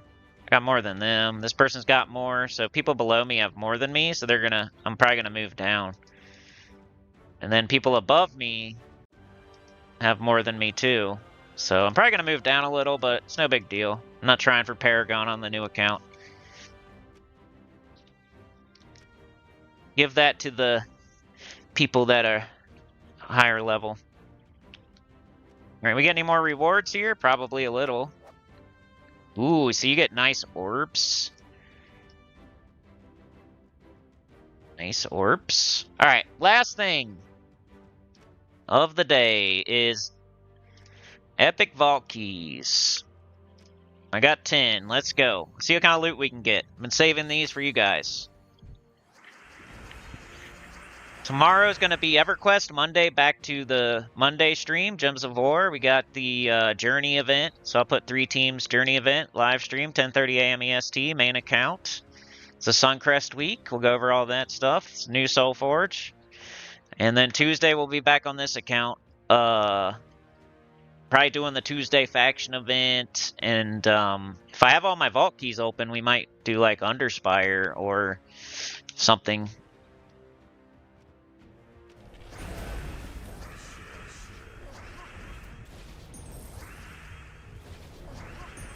It's gonna quickly get to where we're just in a daily grind of doing the same thing. And that's where I think, like, it's almost time to stop the new account, because once the streams become really similar, like, we're just doing the same thing. Like, this one's almost like that. Like, we've already done Guild Wars before. We've already opened Vault Keys before. I think we've already done Tower of Doom before. Like, the only new stuff that really happened was we got Queen Beatrix fully ascended. We got our Soul Forge, you know, maxed out. I talked about the Paragon stuff. Hey, what up? Is that DC? DC with the 10. Howdy at Sinnycool and all you sinners, choir members, and lurkers alike. Glad to be with you. Tickle that thumb, release the magic. Let's go. Thanks, bro. Running out there with Anita and Trey. Kicking down the door, pumping up the tires, trying to weld on. Where's the fart can? Let's find it. You guys are looking around, trying to find the pimp juice in the fart can and the spoiler. You got the door open. You're tuning her up a little bit. Oh, and then 5 gifted. That's definitely pimp juice territory. You found it, DC. DC found the pimp juice, welding on the fart can. You know? Trey's holding it in place while DC welds it on. Anita's handing him his shield. Hey, you gotta wear your shield. Put on your helmet. Come on. You can't just do it without your helmet and your gloves. Anita puts on the helmet, the gloves, welding it on. Nice fart can. Sounds like a broken lawnmower or motorcycle. Of course. Of course. We want it to sound like that. We want it to sound like it's blowing up and breaking every time we hit the gas. It's amazing. I love that. Like a broken lawnmower, a broken dirt bike. We gotta make it sound like a gunshot so all the police come. And, you know, we gotta find the pimp juice, lay it down, do a burnout, of course, rev it up. Rev it up. It's a piece of crap, so we have to wake up at 5 a.m. and go out and start it and just push the gas pedal in our parking spot over and over and over and go vroom, vroom, vroom, vroom, vroom, because it's a piece of junk. It's a piece of crap. Gotta wake up all our neighbors. It won't run otherwise. So we gotta do that. Of course. Rev it up. Go out there and rev it up. Got a big old spoiler for no reason. Of course. Duh. Fart can. Right? Right? Lay down the pimp juice, do a burnout, let go of that button. Heading towards the gas station. Let's go, DC. Anita, Trey. Will they find the way? Anita's typing it in. GPS. Trying to figure out how to get there. DC's like, which way do I turn? Left or right? Trey's like, I think you go straight. He's like, there's no straight. Look at this. 300,000 gold. This is how I gold farm, everybody. Faction events and vault event. It's not just vault event. It's faction events and vault event.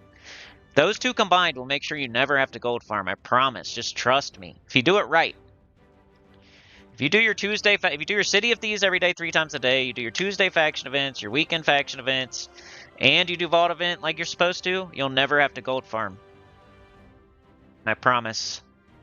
Soul farming, less needed these days because you don't need to rush down Dawnbringer. You don't need to rush down Dustbringer. Like, Ruby Weapon takes forever to collect all the pieces. So by the time you have all the pieces, you probably have 1,000,000 souls. So, you know, just don't waste souls. That's how you farm souls. You just don't waste them on weird troops. You don't level every troop as you get it. You just level the troops that you're using. And then here or there, you level troops as you do your kingdom power. But be very frugal and like pick commons and troops you're actually going to use and stuff like that. Starla with the gifted wants to jump on the train, running behind it. They're like, slow down. She's like, slow down. Or he, sorry. I never know who's a he or who's a she sometimes. My bad. And you gifted Cat. That's cool. Jumping on, you're running. They got the door open, but they can't stop because they did a burnout and the brakes don't work. So you're running alongside. They got the hand out. Anita's got her hand out. You're trying to jump and grab her hand. They're turned. They don't know which way they're going to turn either. So they're trying to go left or right. And Trey said to go straight, but there's no straight. So you're like hoping you jump on before they turn and run you over. Stupid train stories.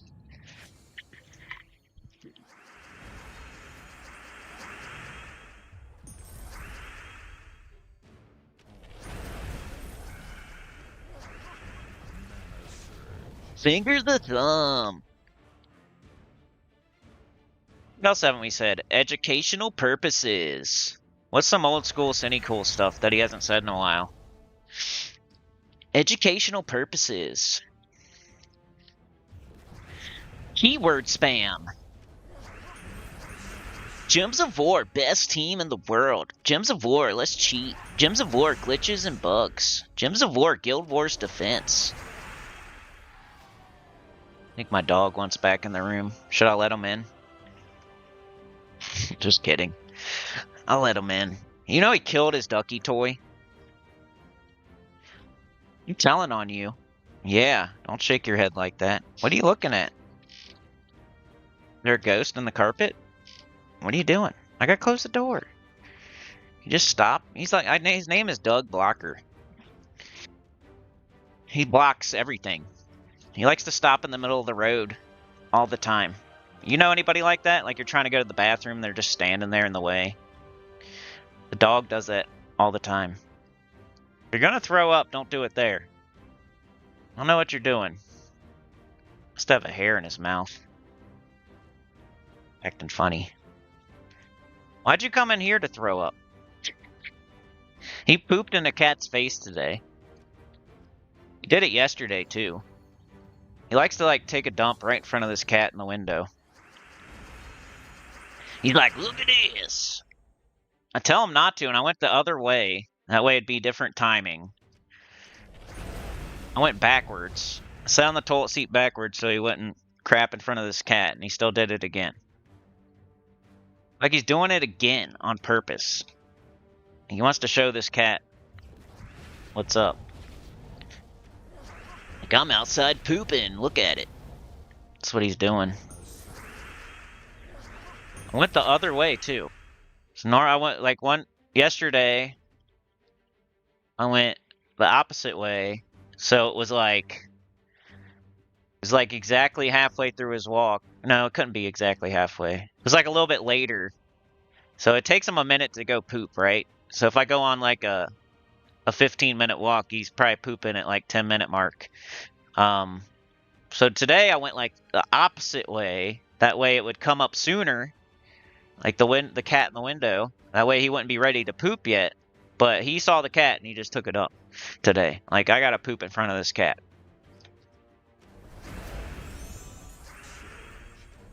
And it's like apartments, so it's like the worst place to go. Worst place for him to poop. And he squats down right in front of their window, and he lets one go. I'm like, dude, that's like the worst spot. You could have went anywhere else in the entire walk, and it would have been better than that. If somebody looks out their window, they're just gonna see your beehole pooping. All right, we got 300,000 gold again. I could.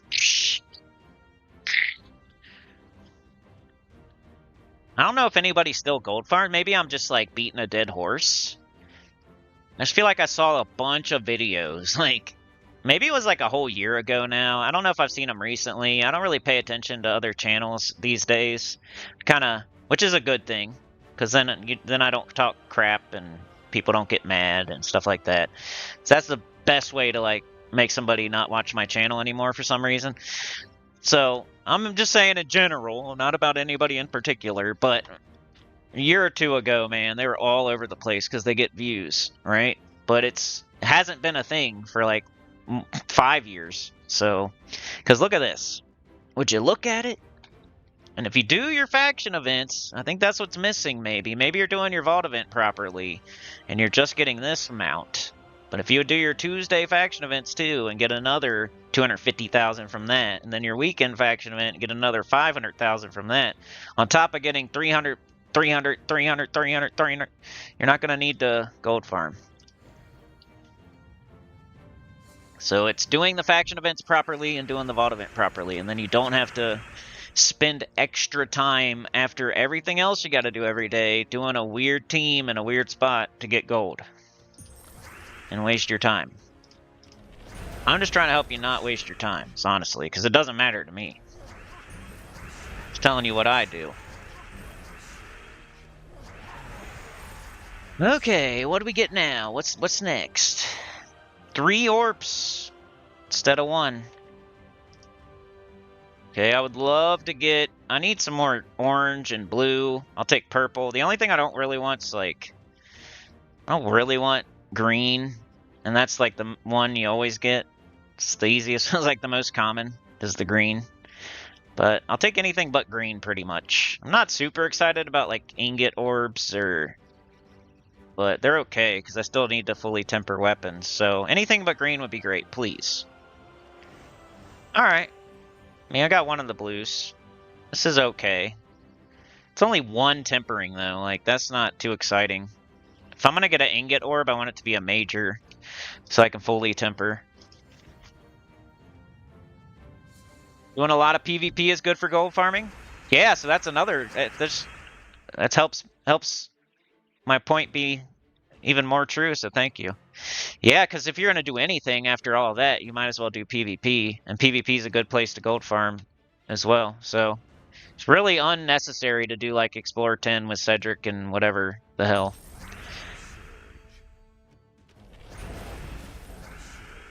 Do a lot of PvP. Cool about the faction events is you get all that other loot too, like the orbs and whatnot. Ingots and... Alright, what do we get from this one?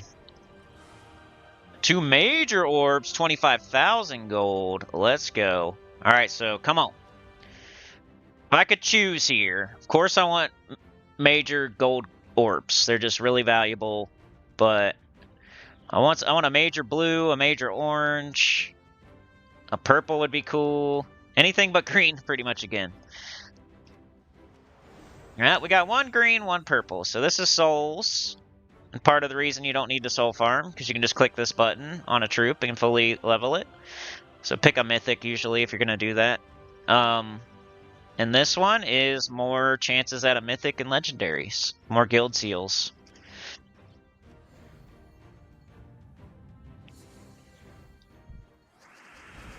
Okie dokie artichoke. See what we get out of this one.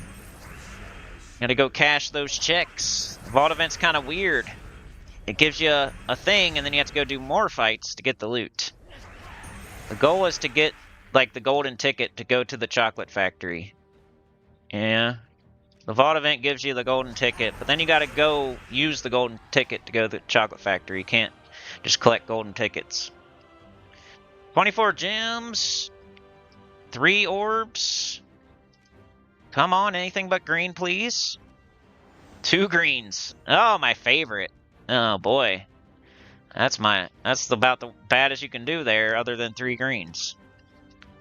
But you gotta keep popping them, you know. The more you pop, the more you'll get good stuff. Once you pop, you can't stop. Can't just eat one. I don't know why I did that. Probably should just do this. Let's do this. That's why it's there. Once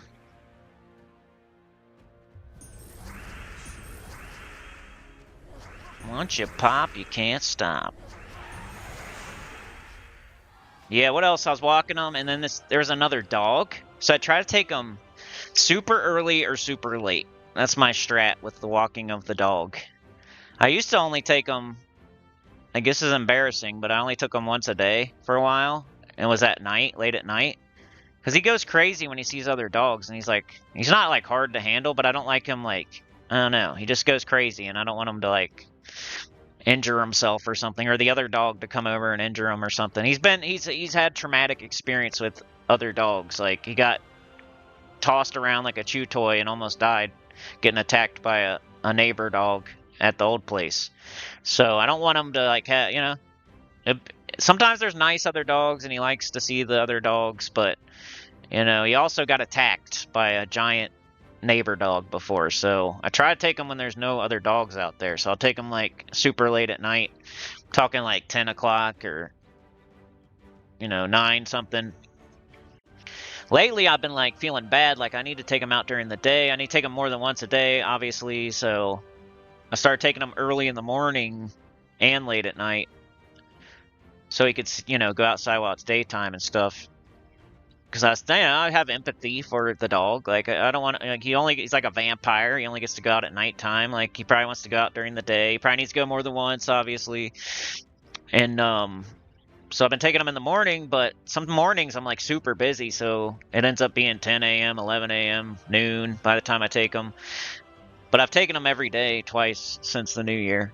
And today there was another dog out there, and like this lady could barely control her dog. Like I'm like, oh god, I hope that lady's strong enough to hold her giant dog back, because he's so curious that he won't get away. Like it takes forever to get him away from like other people and other dogs, and so I try to take him when there's nobody out there, basically. And today there was somebody out there, and the other day there was a loose dog, and it was pretty big, and I just stayed calm and nothing happened. They just sniffed each other, but it was kind of scary for him because of the one time. Like, I'm not scared of dogs, but if it just all of a sudden grabs him up and shakes him, like it takes me a second to jump in there.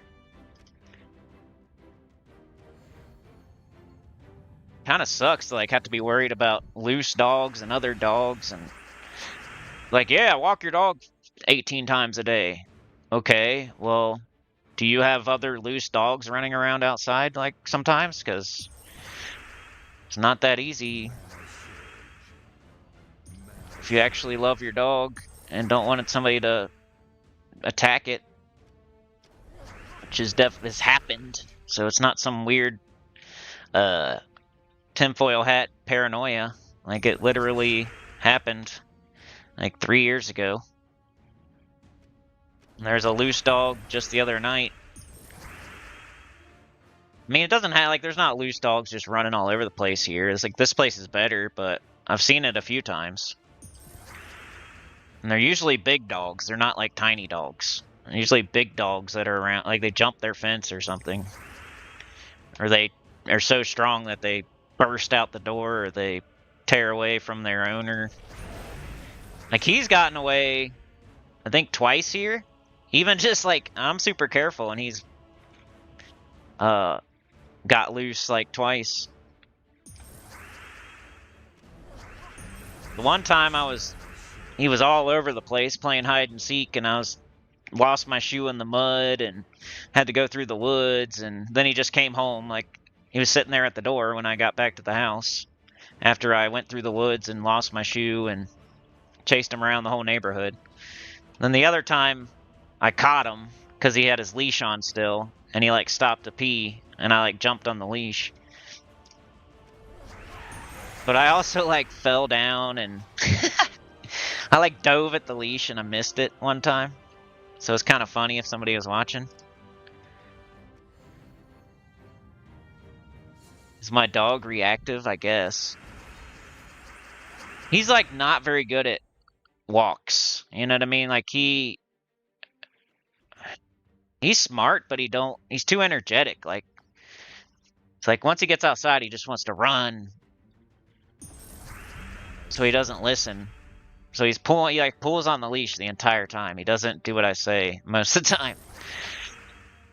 And I even give him treats and stuff. If he does like really good, I give him a treat after his walk. So he knows like if he does a good job, he gets a treat. But sometimes he doesn't care. He just wants to go wild. Wants to be like Party Boy, ripping his pants off.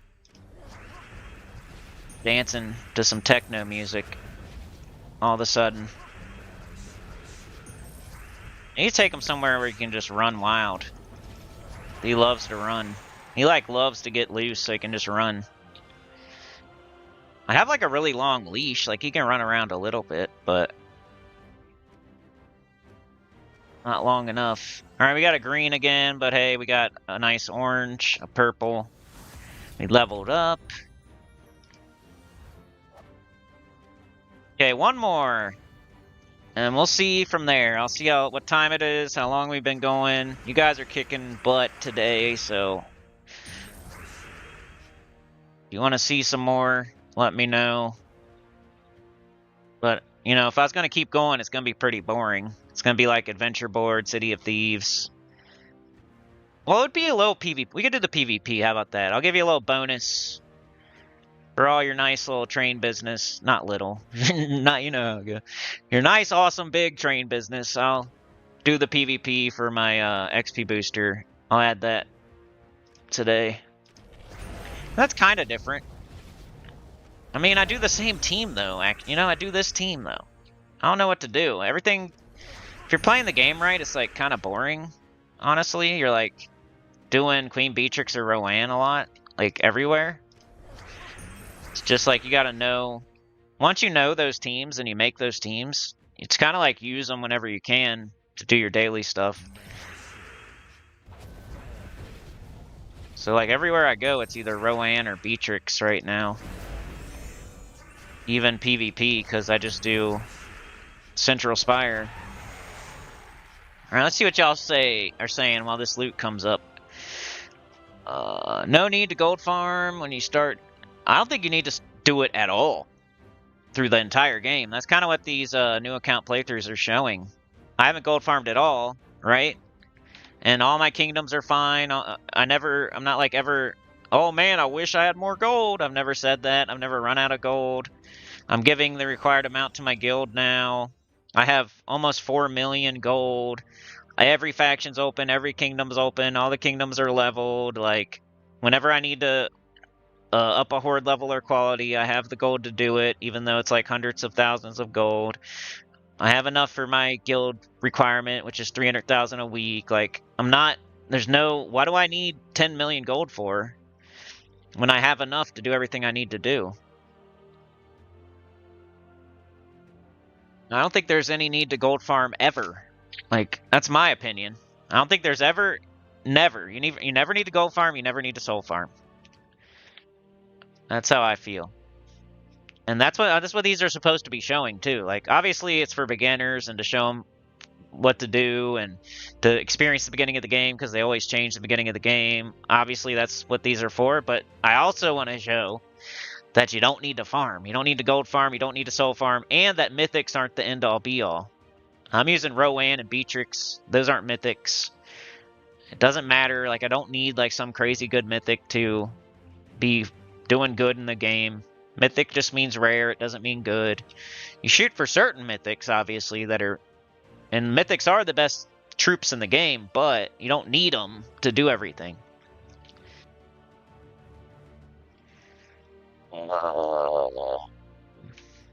Sana says they nerfed that too. I don't get that much more anymore from PvP. Yoke says, yeah, they did nerf it. It used to be 5k to 7k. Now you get random 3 trophy fights that are under 5k team score. It makes no sense. A lot of AI teams, says Sana. Yoke says, I have an 85-pound American Bulldog, and she is very reactive. She got attacked at a dog park, and she loses her shit when she sees another dog. Yeah, he's, like, really curious. I don't know. He doesn't, like, get scared, per se. He'll growl at him. Like, he turned around and growled at this, like, big-ass dog, like he was gonna do something. Like, I don't know if he think he, like, won the fight at the last place, because I jumped in and ripped the giant dog off of him, and he was bleeding and scarred up, and... He still got a scar from it. Like, I don't know if he thinks he won the fight or something. Because he still will turn around and growl and, like, act like he's tough. When he should be, like, following me and getting away from it. DC says, when are we going to get that only feats content? Hey, it wouldn't be me. Probably be Mrs. Sinny. No, I'm playing. We ain't doing that. Alright, Sana, have a good one. Thanks for being here. Appreciate it. One of our managers. One of our restaurant managers, Sana. There's a train restaurant.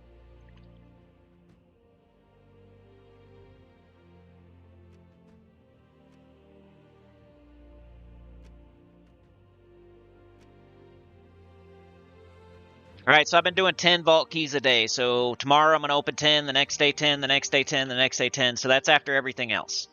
XP booster. Whatever that says. Then if it didn't say, we'll do Adventure Board and Dungeon. Then City of Thieves 3 times a day. Then Guild event. Then single player event. Then vault keys. That's what I've been doing every day. So, got to go back around to the beginning. Stuff I skipped. So we need to get some glory. We put some gas in the tank, we added some track in front of us, so let's do some more. Alright, so I just go to unrestricted. This, like I said, this isn't going to be super interesting, sorry, but you see how you get glory? This is the only place you can really get glory. Like, for sure. And you know what? Guild Wars fights don't count. It's stupid. Like yesterday on one of my accounts, it said do 5 PvP fights. And I did my Guild Wars fights, and it didn't count. I don't know why. They need to fix that, because that's literally PvP. But I guess they just mean like PvP as in this type of PvP. Which is dumb to me. I feel like Guild Wars is the ultimate PvP. Why would it not count towards your XP booster? I think they should fix that. But for now, you have to like do this PvP if you want glory, or it says do PvP. Well, I do this, and this also helps me, like, you know, you want to be doing some PvP. I'm gonna start doing it more soon. We're just dipping our toe in, seeing how cold the pool is, getting used to the temperature. PvP is the last thing I'm gonna do every day. If I have a bunch of time and I want to play this account longer, I would add some Underspire and PvP. If I'm already done with like single player event, and guild event, and vault keys and stuff, that's what I would add. They got a little bit of goblin over there, don't they? If you lose here, no big deal. Just keep trying. It's kind of like a dungeon or something. I don't really care. Just waste a little time if you lose. That's why I kind of picked the easiest fight too. I'm just trying to... Wow, look at that. 1,000 glory there. Wonder if that counts. It probably doesn't. I don't think it counts. Look. I just got 1,000 glory. But I still need 17 glory. Isn't that dumb? You have to earn it from battle, so it doesn't... Even though I did, like, technically I earned that from doing that battle. But it's like counting just this, unfortunately. So I gotta do, what, 7 fights here? You could do higher trophy and, like, only do, like, 5 fights if you want. Like, we could try that, I guess. Alright, what do we need here? We need brown, blue, green. I'll let them have the skulls. Some more goblins. It's been Goblin City. These are like real teams from real players. A lot of the time. Sometimes it's AI. I think it is, like, almost all real players, so... It's a real goblin team over there. Somebody's listening. They got Flaming Oni. Good.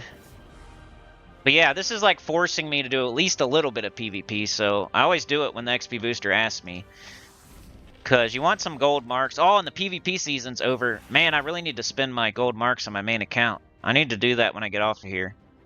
Probably don't have enough VP on this account to get books. But on my main account, I definitely need to go buy some books before the Monday. Before they reset your VP, you know? Make sure you do that and use your icons and stuff. We talked about it yesterday, but I already forgot. So, maybe you forgot too. Go buy your books and go use your icons this weekend. Because when they reset PvP, you're going to have 0 VP, and you're not going to be able to buy books and stuff until you get your VP back up. And then your icons, you're only going to get 20% instead of 100% of their value. Let's see where I am at. I'm kind of curious. Like, there might be some stuff over here. Might be able to open some stuff. I mean, I'm pretty surprised I'm even this far. Might be from... And then... Got some of these. Oh, nice. Maybe we'll get another Immortal today, too. That'd be something new.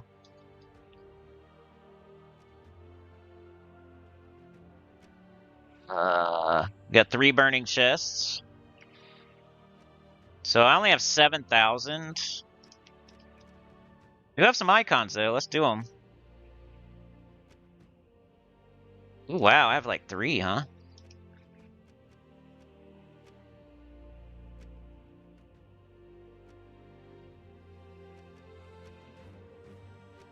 Ooh, I'm so close. I think you need 20,000, right? Dang, I got close. See, I'll never do this. I don't want to waste gold marks on 30 Dragonite. Like, it's barely any. Cursed runes, not doing that. If you're a super endgame, you might do this one, like Tyrion. The legendary is not horrible, but you really want to get pets first. I need to get the pets. I didn't have like enough or something. How do you tell if you already have it? I'm so stupid. Okay, level 0. So I don't have either one of these. Suncrest. Suncrest is next week. I think I'm going to get this one. Because Suncrest is next week, so I'm going to get a Suncrest pet next week. I'm going to get this one. Now, I could technically get 2 of them, but I think I'm going to wait. I'm going to get a Suncrest pet, Alabridge or whatever next week, so let's wait on that. Silver Marks, the only thing you can really do is buy pets, so you might as well. You can get one, get one. Talismans, they really just aren't worth spending on. And then, once you get all the pets, I would get all the pets first, though. You know? Before you start doing this guy. And you need 150,000 VP, which is the real problem. It's not this, it's this. That's the problem. That's why you wouldn't get him. He's not good or anything. It's just what else you're going to do with silver marks type of thing. But yeah, I'm not doing any of this. I'm gonna get this if I can. It's the only thing I would buy with gold marks right now. And yeah, sucks to be slightly short. But you can buy 3 a day, and you know, we'll get them one of these days. We'll start doing PvP, right? So next season we'll probably start buying books. Let's finish our PvP here. We need to do 11 more glory. So how can we make that without? You do 4-4-3. So let's try to do a middle fight. We'll try to shorten it by like 1 fight here.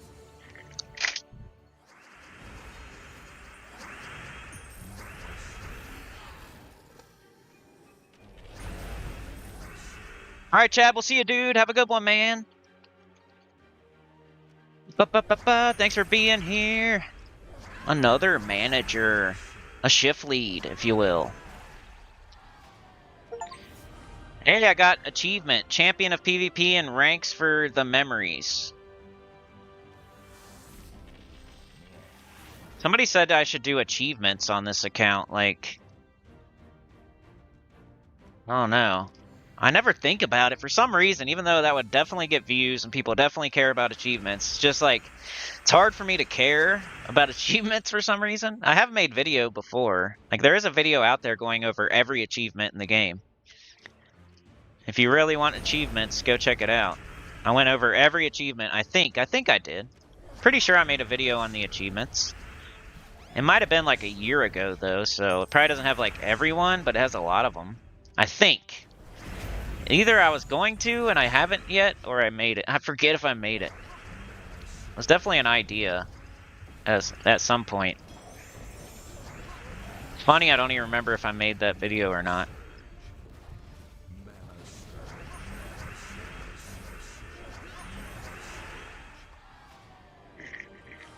This headset's starting to hurt a little.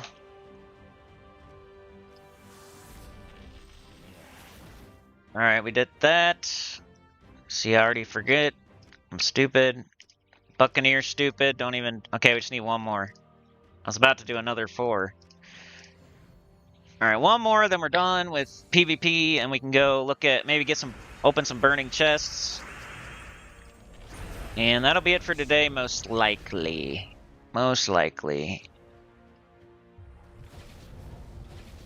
I can't really think of anything else to do is the problem, you know? Just be boring City of Thieves or Adventure Board. I'll make it up to y'all. Well, Monday sucks. I can't usually do Monday. You know, I'm going to do Monday, the stream, but Mrs. Senny's... Her day off is the worst day off, I swear. I can't say that to her. Because she's like, well, what's the problem? I don't bother you while you're streaming. It's just like, I don't like... It makes me feel like I have to hurry up, and I don't know. The worst day she could have off is Monday, and that's her day off. But Tuesday, I could make sure I do at least like a 2-hour stream Tuesday for y'all for... You know me, I like to keep like a mental note of train business, kinda, so I'm trying to give back, make it worth it for you. Alright, there we go. Done with that. So I would do that for sure. But let's go look at, you know, this I kind of want to... Ooh, I have all of it right now. But you know what? It's going to set off these, and I'm not going to be playing. I'll probably collect this later today when I finish up. If there was, like, VP on here or whatever. Ooh, there is 1,000 VP. 1,000. 1,000. Dude, I'm just short. That's so annoying. What if I get an icon from the burning chest? Okay, let's try that. Okay, so I always look at this first. Now, it's usually not better. Usually you want to do the regular burning chest. Gotta... Ooh, we got Fernex. I already have a copy of Fernex, though. I think you should only do this if you, like, don't have the Immortal. There's a good one here that you don't have, like Ossifer or Fernex, or... That's when you would do the epic burning chest. Otherwise, I think the other one's better. Because I can open 3 instead of 1. And, like, I can get any Immortal instead of just those. Like, it's, let's see. So we have, like, a 48% chance to get an Immortal here.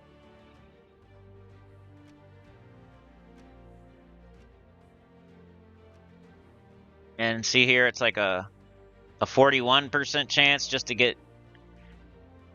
That's just the rant. That's like the featured Immortal, which I don't really want. And a 41% chance to get the other 3 that you see. So you're gonna get one of those 4 for sure. So if it's a good one, you know, maybe. Which Fernex is a good one. It would give us like a decent chance of getting some souls for Fernex. But it would I'd only be able to open 1 instead of 3. And I kind of want an icon so I can get 20,000 so I can get some books, I guess. But yeah, I'm gonna do this. I think that's the move. Ooh, I got a bronze. Of course. Got Celine. Brand new. She's alright. Some people like her. She's definitely not one of the worst ones. And Crappercore. So I'm just freaking short, of course. It almost makes me want to, like, get the rest of the VP. Which wouldn't even take that long. Like, I think it's like 4 fights, maybe. Oh, man. What time is it? Ugh.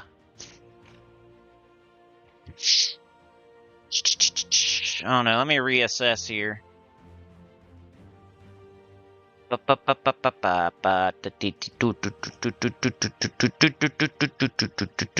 Should we do it? Should we do it? Gonna make the stream a little bit longer. Should we do it?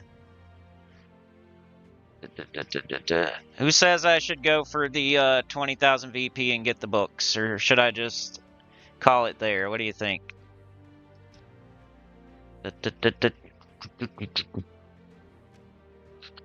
We got 18,000. We're gonna hit that button and it'll get us to 19,000. Let's go ahead and open the icon real quick. It's only 500. I wish it was 1,000. Now we're gonna have 19,866.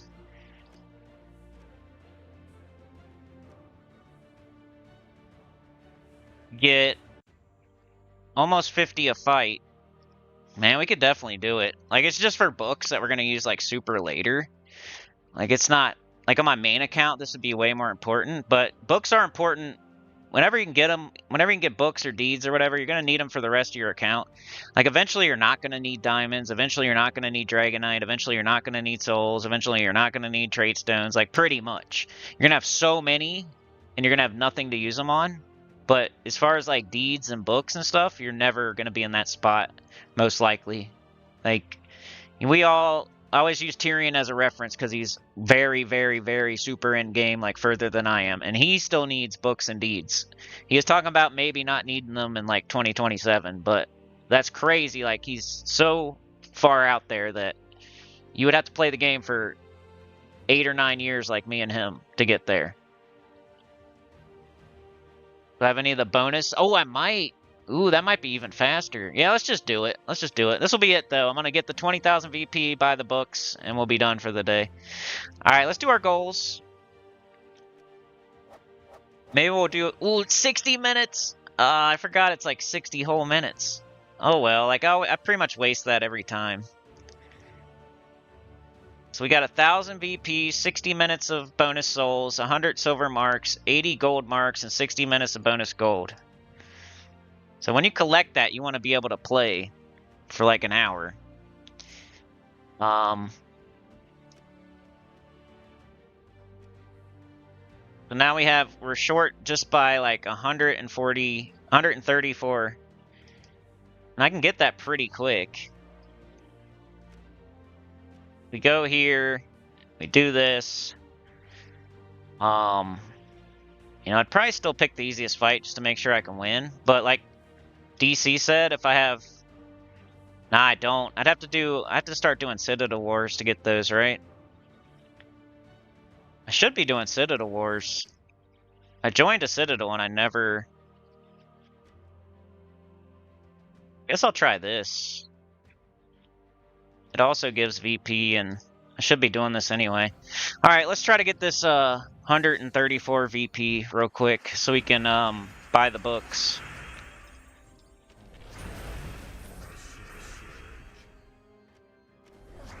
Citadel Wars. Can the Queen Beatrix team win? This is like harder than just the regular quick fights. 62 off that one. I wonder if I can beat the like Guardian too, you know? It's kind of harder. Yeah, monolith battles. I don't know if I have Valhawks. I don't know if I have sigils to do it. I usually do Citadel Wars and then monolith fights and then farm VP.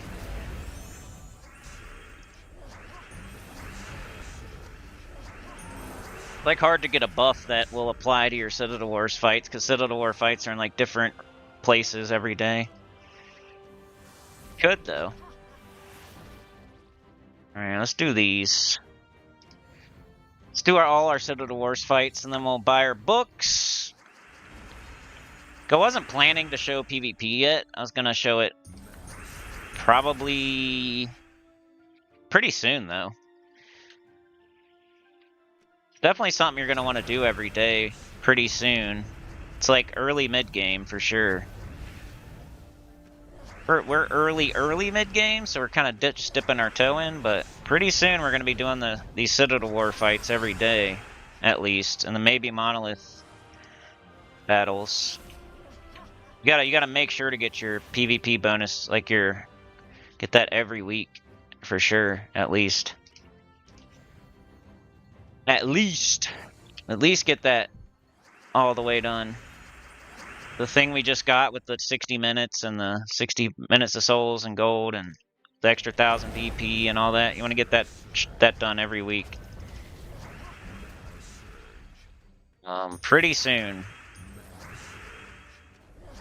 We keep doing stuff. It just like the game kind of shows, you know, if you listen to the game, it's kind of like telling you what to do, sorta. Like with the XP booster and like this and stuff. Do blue, they're both the same. Alright, here's the Guardian, which can be tough on a baby account. We'll see, though. I got Beatrix, I think we'll be okay.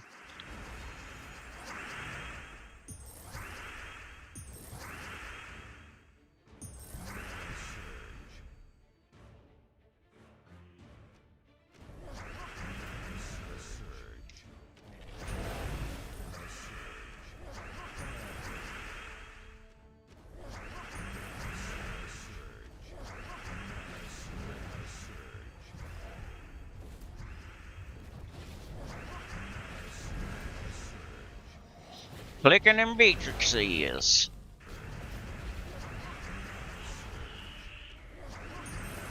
I had a pretty funny rant the other day about people screaming to each other so you can hear their conversation. It was funny in the store today. They were doing it in the store today. I was at the grocery store this morning, and there's somebody like just talking to somebody else, and they do it so loud that everybody around them can hear them. And I feel like it's on purpose, literally, because you almost would have to do it on purpose to talk that loud. So we were, I'm like, I might as well narrate my life as I'm going through the store. So I'm like, I forget what I said. I'm like, my daughter was with me too, so I was like embarrassing her on purpose because she's 10.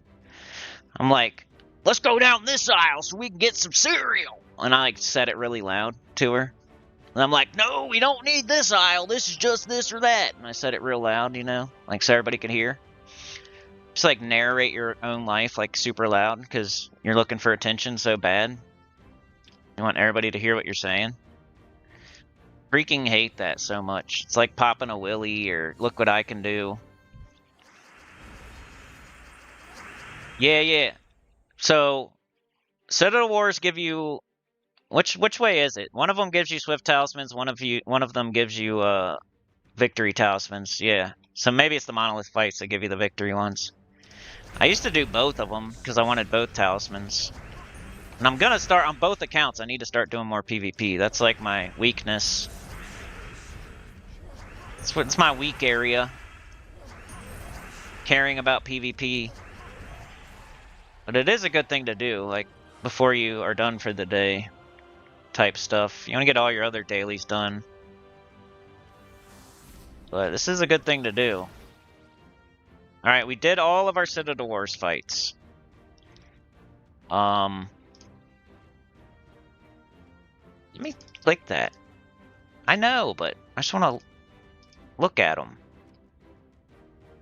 Okay, yeah, we got more Swift Talismans. You get Swift Talismans from the Guardian, from Citadel Wars fights, I think. Right? Or something. And then you get for the buffs. So usually what I do is pick a buff that's going to apply to a place that I'm going to go farm VP in. So you kind of want to find your spot first. Like usually I'll just do like purple, but for some reason there's no purple here. So just pick a spot, you know, whatever it may be. Like green would be good for me because I have the Beatrix team, right? So I'd make a, you know, Beatrix, Leprechaun with the weapon. So I'd want to find like a green buff. So I found like, where am I going to farm VP? Okay, green, because I have the Beatrix team, and that's the team I want to use. So I want to find like a green buff. Pretty sure.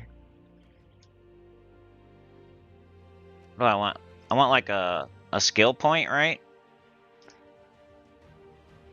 I don't think, does the region doesn't matter, right? As long as it...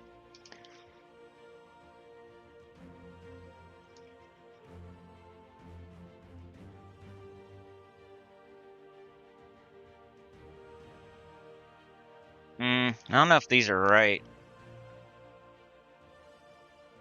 Let's just clear filter.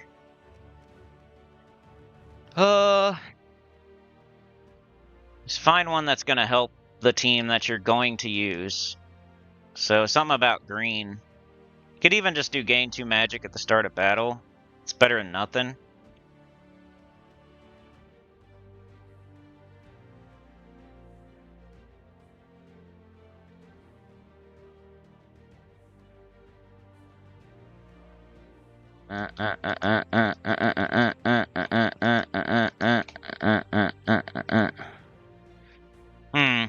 This one might be good. Gain 1 magic when an ally casts a spell.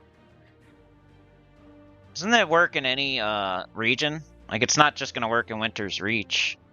I'm pretty sure. I'd probably pick this one. And yeah, you get the victory talismans here. What's the restriction? Oh, I can do whatever I want. Oh, dwarf? Oh my. That kind of sucks. Use any weapon. I might do like... I don't know if this is gonna work. Like this, maybe? This move? Let's maybe do Archmagus, Banner.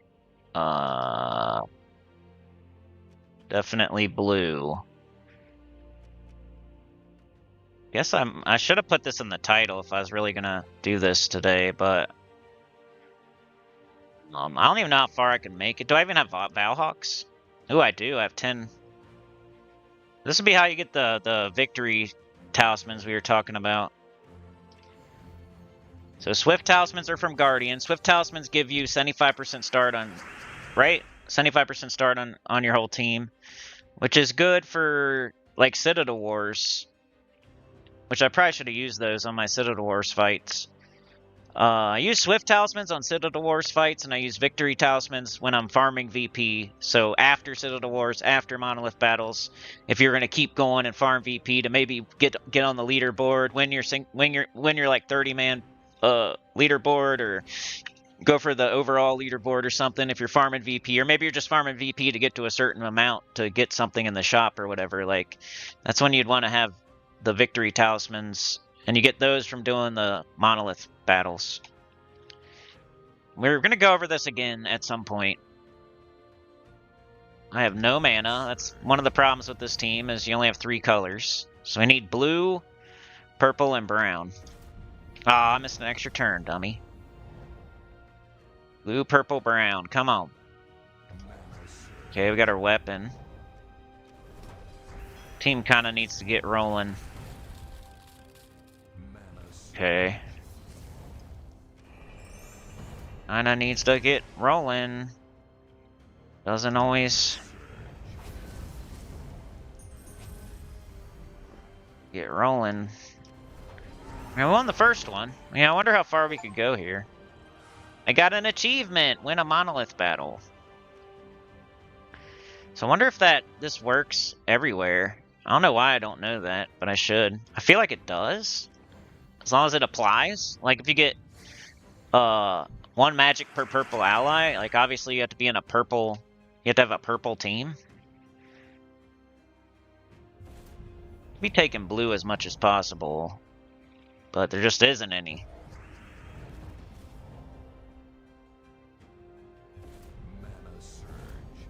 And once I have my weapon, I just want to cast it, so we do that. Ooh, we got a Devour. Might as well, we got a little extra turn.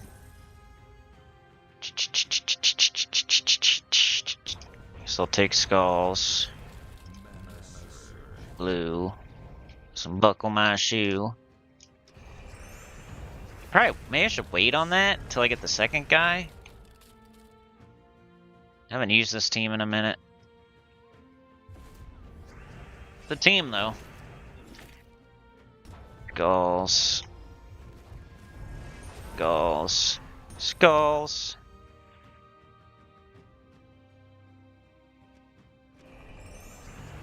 And now it's rolling. Like, they probably won't be able to kill me now. Maybe, though. They got Daughter of Time.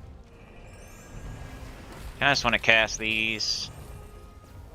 Keep getting armor and barrier. Get up your weapon. Bang. So I know you don't normally do pets, but don't you need them to level up kingdoms? No, I do pets, I just don't do them during vault events. I do pets every other day of the month. 27 other days of the month. The only time I don't do pets is during vault event. So I feel like vault keys are way more important than 1 copy of a random pet. It's definitely a huge misconception of the channel that I don't do pets. You should see my main account. My main account has like pretty much every pet. It's, you know, you need them for the kingdoms, right? So here's the thing. This is why getting pets during the Vault event is not so important. Because every week it's a different kingdom week. And during that week, you're going to get a pet for that kingdom. And then each kingdom has a faction, and each faction has a pet. And each kingdom has an epic trial, and each epic trial has a pet. And you only need 3 or 4 pets to fully, for your kingdom power, for like max kingdom power. So at first you only need like 2 or 3 pets, and then eventually down the road you might need 4 fully ascended pets, maybe, if you're super deep on kingdom power. So you're probably going to be okay as long as you're doing all the things I tell you to do, like single player events and do the pet on Wednesday and do the factions and do the epic trials. That's why it's not so random. Like, oh, a random pet and 1 copy of it, you know, with pet rescues. You're being smarter. You're getting the faction pet who you can get fully ascended if you just do it right. They give you enough copies down there. If you get max renown in the faction, you get enough copies to get a fully ascended pet. If you do the epic trials and you buy the pet after each fight, you get enough copies to fully ascend the pet. And then you do the one on Wednesday, that's another copy for the kingdom. That's 3 pets right there, guaranteed for a kingdom. And pretty much that's all you need until you get super deep on kingdom power. Maybe you need 4. I know you don't need 5. It's either 3 or 4 fully ascended. That's it from each kingdom. You don't need 50,000 pets from each kingdom fully ascended for your kingdom power. It's 3 or 4. And there's 3 that you can get for sure. And then there's holiday events and Legends Reborn and campaign pets and PvP pets, and there's pets all over the place and everything. As long as you're getting those too, there's no point of doing pet rescues during Vault events. If you do all the other pets, that there's pets all over the place in the game. Every other day of the month, 27 days out of the month. So during that 3-day period is the only time I hate pets. Is during the Vault event, because I love gems, and I love orbs, and I love vault keys, and I love verses, and I love epic vault keys. That's why. It's a misconception like that I hate pets and I don't do pets. Like, I did the pet on Wednesday this week on this account. On my main account, I probably didn't need it because I already have it. And then there's pet orbs as well. On top of everything else, there's orbs. There's minion orbs. You can fully ascend a pet with a major orb of minion. So the Wednesday pet that you get, you could use a major orb of minion on. The random cosmetic pet that you get from the holiday or the Legends Reborn or the campaign or the 50,000 other things that there's pets in, you could use the orb of minions on. So you really only need like 38 orbs of minion ever. And then you get 3 or 4 fully ascended pets from each kingdom pretty easily without having to randomly do pet rescues and get 1 copy at a time. So Yoke says you only need 2 fully ascended, which is even crazier. Like, there's no... Doing pet rescues during a Vault event is just... I think not the smart move, you know? Every once in a while, if it's one that you want, you know, that you have 0 copies of, I get it. But... You guys watch me do like 100 Vault events, and you never see me like, oh, there's one I need, and then I stop my whole Vault event to go do a pet. You've never seen me do that one time. Like, I practice what I preach. And my kingdom level and power on my main account is top notch. Like, it might not be Tyrion's, but it's still S tier. Or especially free to play. I know what I'm talking about, and like, it always shows up on the screen, too. It's not just I say things and you have to believe me. Like, it shows up on the screen. Just like the gold, big, giant 300,000 gold you saw keep popping up on the screen today. You don't need to gold farm. But good question, Starla. Appreciate it. Helps people understand. Need to go over it. I love it. Thank you. We need blue. And I'm just trying to help with that. Like, nobody has to do what I'm saying. Like, you can keep doing pet rescues during the vault event if you want, but you're just hurting yourself, is all. And people will try to convince you to do it. It's really annoying how, kind of like, like with the politics and the right and the left, and they're clearly saying something stupid on one side or the other, but everybody believes it because they're on that side and they have to believe it because their whole life is about being on that side and stuff like that. It's kind of like that with pets. Like, people just die on that hill and they're not right.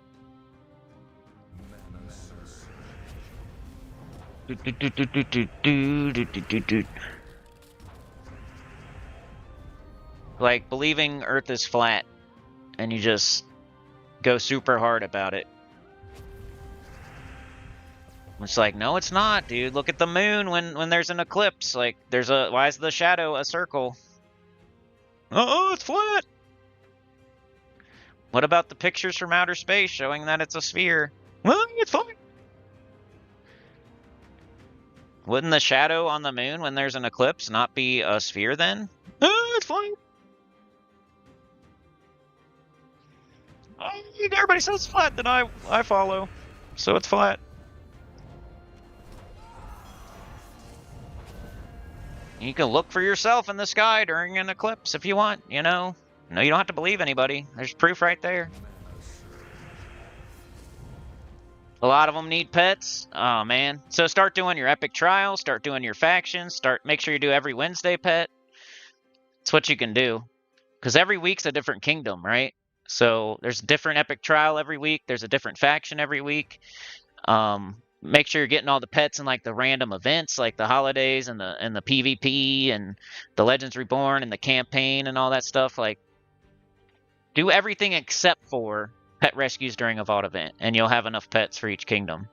It's definitely a pain point for sure. Like, it can be, but the road to victory is factions, epic trials, minion orbs. And like Yoke said, supposedly you only need 2 fully ascended, which is epic trials and faction right there. Boom, there's 2, and that's guaranteed 100% fully ascended if you do it. All you have to do is do it. Is do faction and do epic trials, and bang, you got 2 fully ascended pets. Of course, it costs a little bit of gems, and you might have to do like pure faction 500 and whatnot, but you're gonna have to do that anyway one day, so you might as well kill 2 birds with 1 stone. Like, going out of your way to do pet rescues during a vault event is not killing 2 birds with 1 stone. That's like, wandering off to find a worm in the dirt.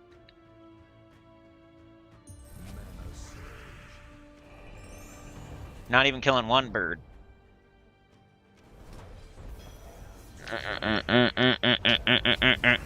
Then you're gonna use the worm to bait a trap? I don't know.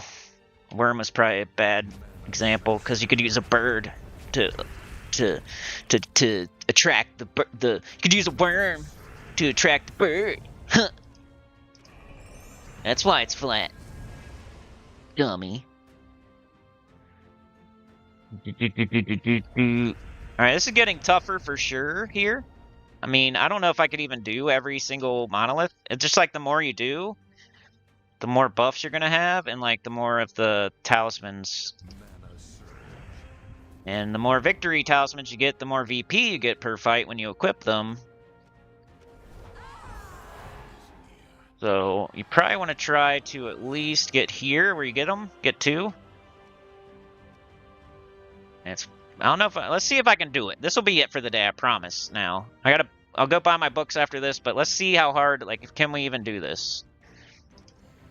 It's a good let's see what's up. Where are we at? Can we get a buff like all the way buffed up? Ooh, that was really good. You see that move? It was like a moonwalk. Yeah,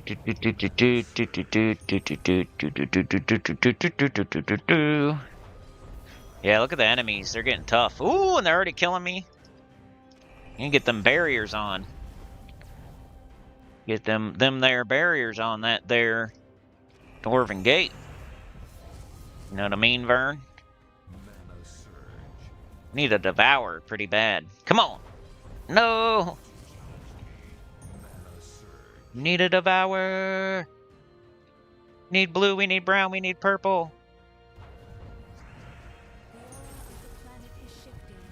It's a pretty tough place. It's got the chick.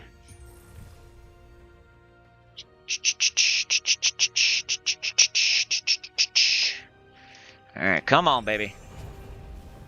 Come on. Brown and blue. And purple. Let's get the blue. And keep them barriers up. We need a Devour! Doesn't want to give it to us. Doesn't want to. Let me get my barrier back on, you jerks. Let's probably cast this one, because this one don't have barrier, right?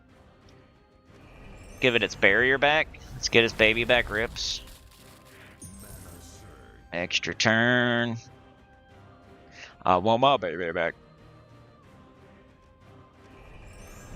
Now we don't have enough Dwarven Gate to fill the weapon. Come on, Devour. We're gonna lose if we don't get a Devour right here. Oh, piss. Probably gonna lose. Come on, Dwarven Gate.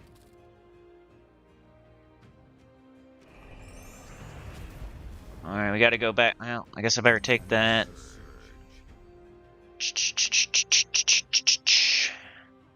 As long as we keep the barrier on, maybe. We really gotta get a Devour, though. Be the only way we could win this. Jeez Louise! It's only a 20% chance, so it's not crazy yet. Look at all these extra turns down here. Cabs are here. Oh, we're frozen. I realized as I was swiping. Poop. Poop in my pants. Let's do this. And then we're frozen, so let's do this. Let's grab that. Okay, Devour, please. It's our only chance. 20%. Dang it. Got a kill, though. We can eke this one out. I don't know what I would change. Maybe go with Elementalist. Probably be the first thing I would change. Maybe Swift Talisman. Swift Talisman with the Elementalist might help. But I don't know if I want to waste on a fight I might not win.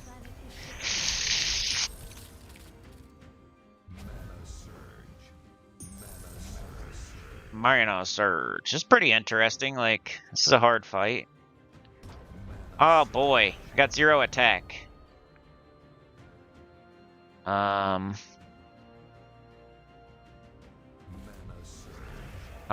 Devour City. No!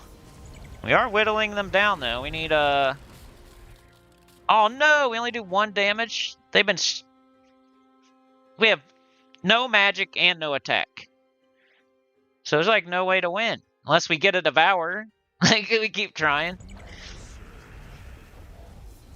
It's like we do this, nothing. We get no attack. If we cast this, nothing. We have no damage. We would just do this to not get hit.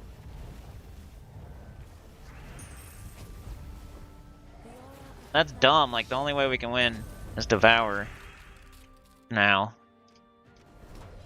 No, of course not. Alright, I'm retreating. This is just a losing. We can't win with no stats. So it's getting pretty tough.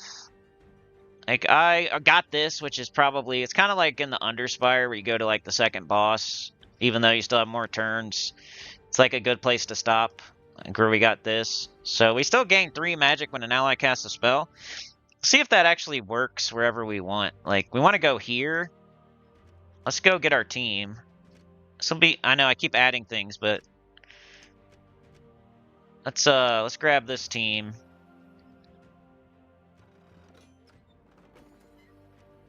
Copy. Let's bring it to this. Paste it in.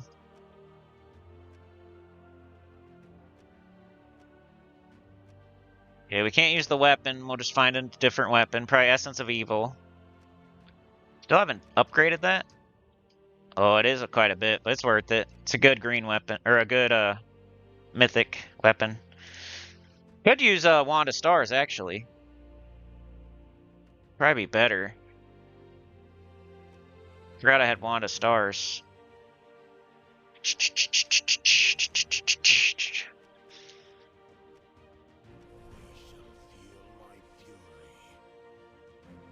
Do something like that. Still can go Archer. Alright, let's see if we get an extra magic per cast. I think you do. I think it doesn't matter like what it says the kingdom is or the the region. I don't think it matters. So if we cast a spell here, she has 38 magic.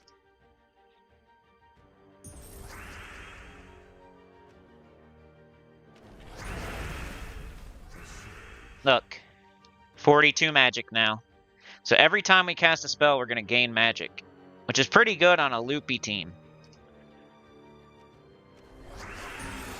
And they're dead.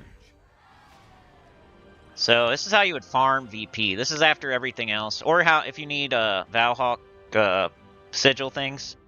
Monolith sigils. If you don't have any monolith sigils to do your buffs, you would have to do just regular fights like this. But this is also how you farm VP. I usually pick the easiest fight, and you try to go as fast as you can, basically. So it's Citadel Wars. You can use your Swift Talismans there if you have them.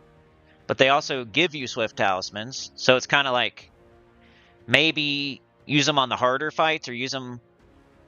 If you have a hard fight, if you have a hard Citadel Wars fight, use your Swift Talismans. That'll help you win the hard Citadel Wars fight.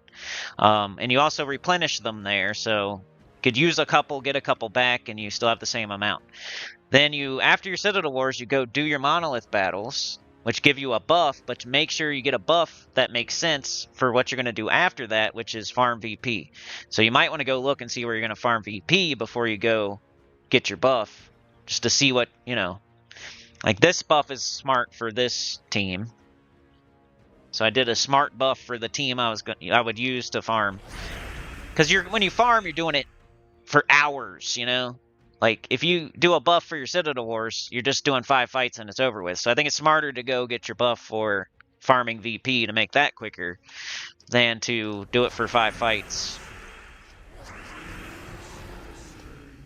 And then this is where you would equip, like, VP talismans to get more VP also.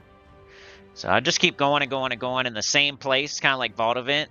I don't jump around to different restrictions or anything. I don't care. I never care about the stupid orange diamond thing. When this came into the game way back in the day for Explorer, it made sense for like a little bit. But nowadays this thing doesn't matter. Like, don't worry about this.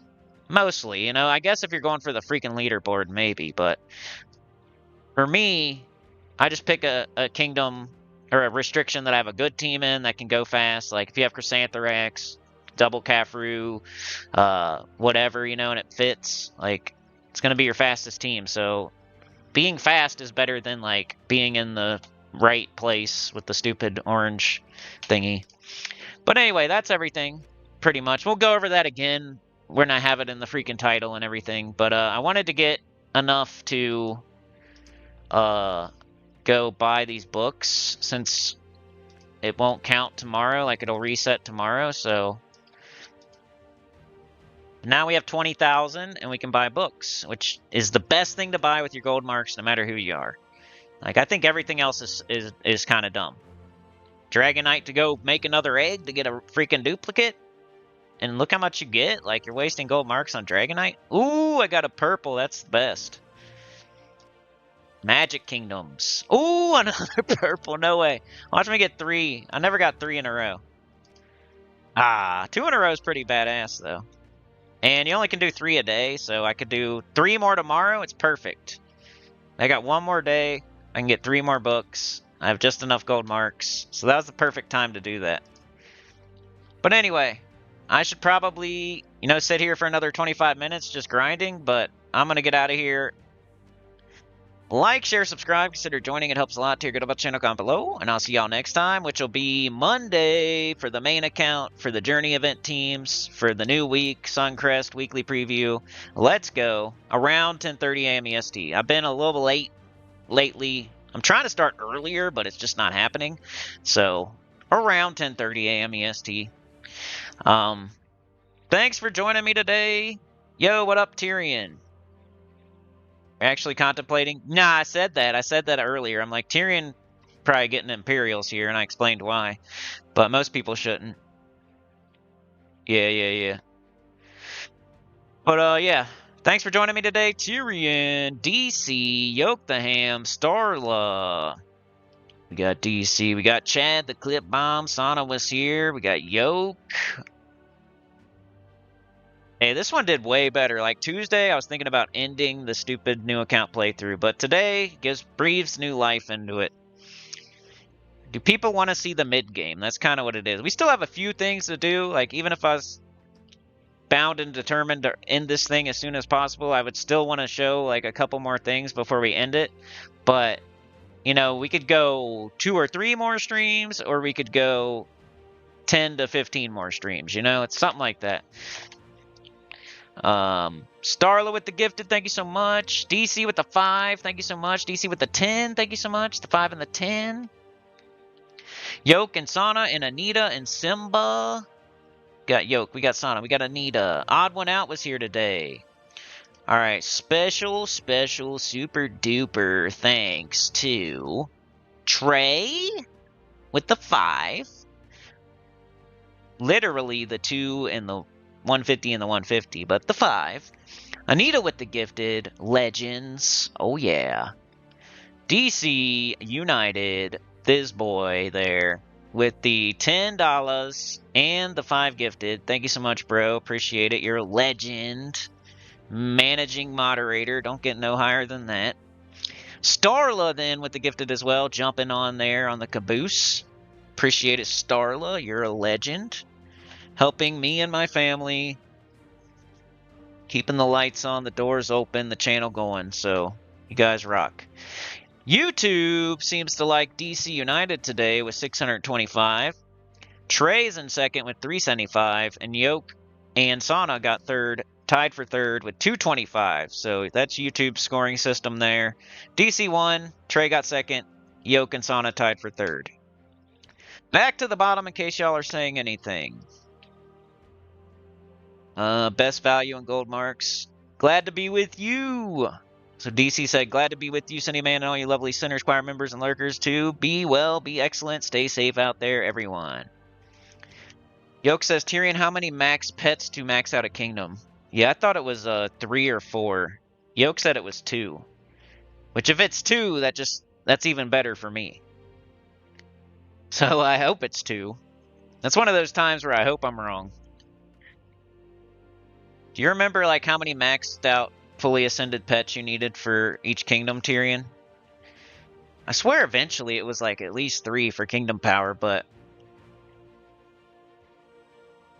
he might have already checked out, Yoke.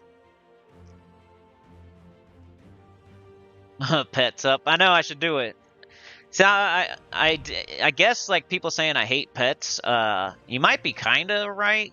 Like I don't jump on pets right away. If I see one up, though, and I'm not doing something else, like... Where's it at? I don't have it. Maybe I need to, like... reload. Or maybe I'm too late.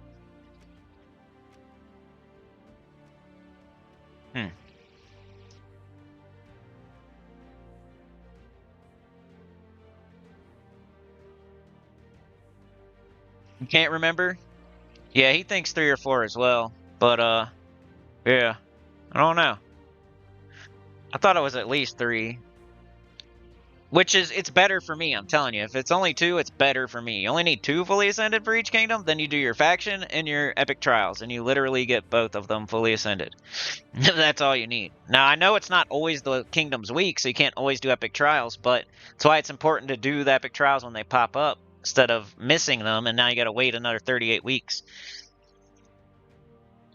There was one for X number of max pets and one for total number of pets, I think, but since Terrence wrote...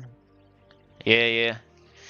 But it's not 5, it's not 6, and that's what matters. You don't need 5 or 6 pets from each kingdom fully ascended. You need 2 to 4, and it provides them on a silver platter for you, at least 2 or 3 of them. So it's not like crazy that you need to, you know, wake up in the middle of the night to do a pet rescue, or do pet rescues in the middle of a VOD event, is all I'm saying.